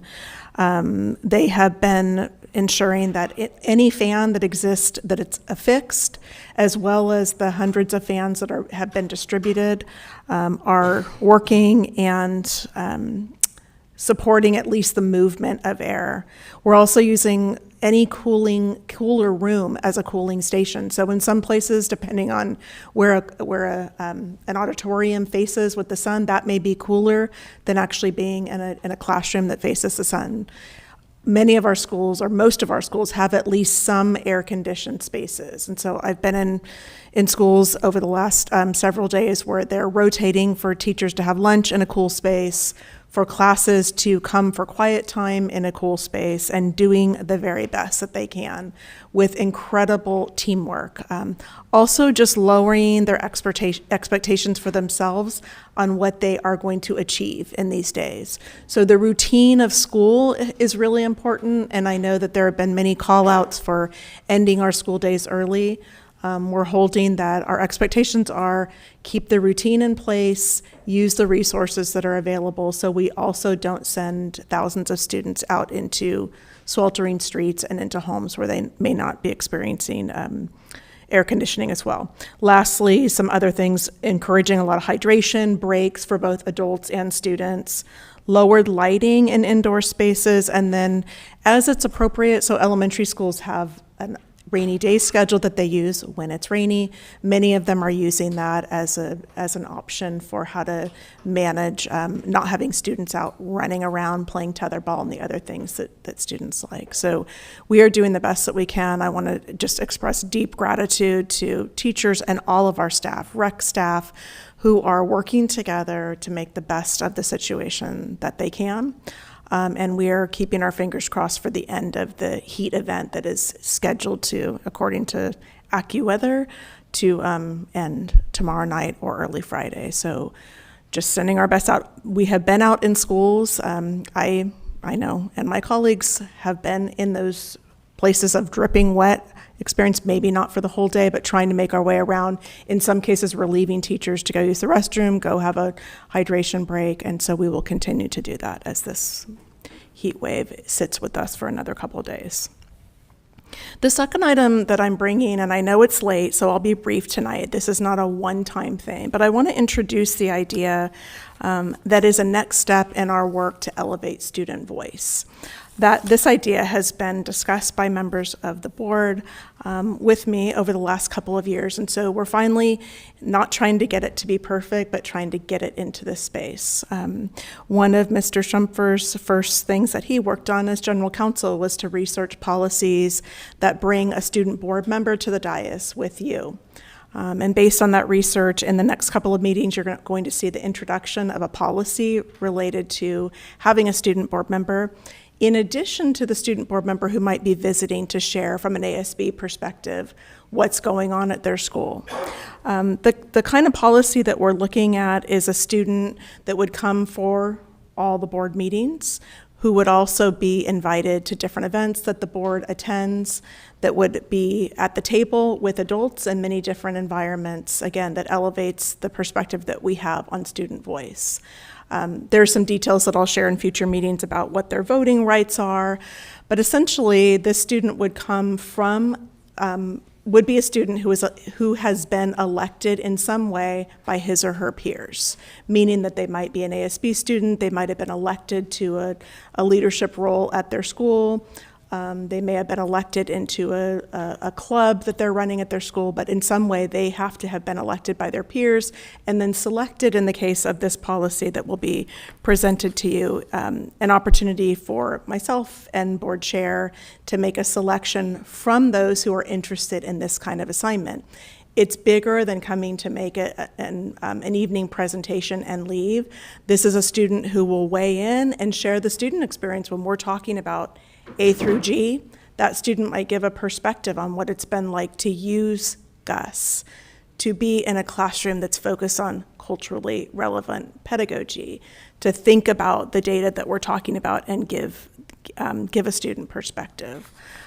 So over the course of the next couple of meetings, you'll see a draft policy. You'll have an opportunity to have dialogue in the next meeting. We'll put it for information or action so that if you're ready to move forward, the board will have an opportunity to vote on that. And if you want to take a couple meetings to contemplate it, then we will do so. It also involves incredible training for student. In fact, I recently had correspondence from the State Board of Education's student survey member reaching out to see how she could also connect with our district and students in our district. So training's offered, and it is a really, really exceptional opportunity for a student who might have a career interest or just wants to experience service in the way that you all experience service. And so those are my two items for this evening. Thank you. I'm super excited about the student board member potential. I know it's one of those things that was on my list when we first met the first time after you were appointed as superintendent.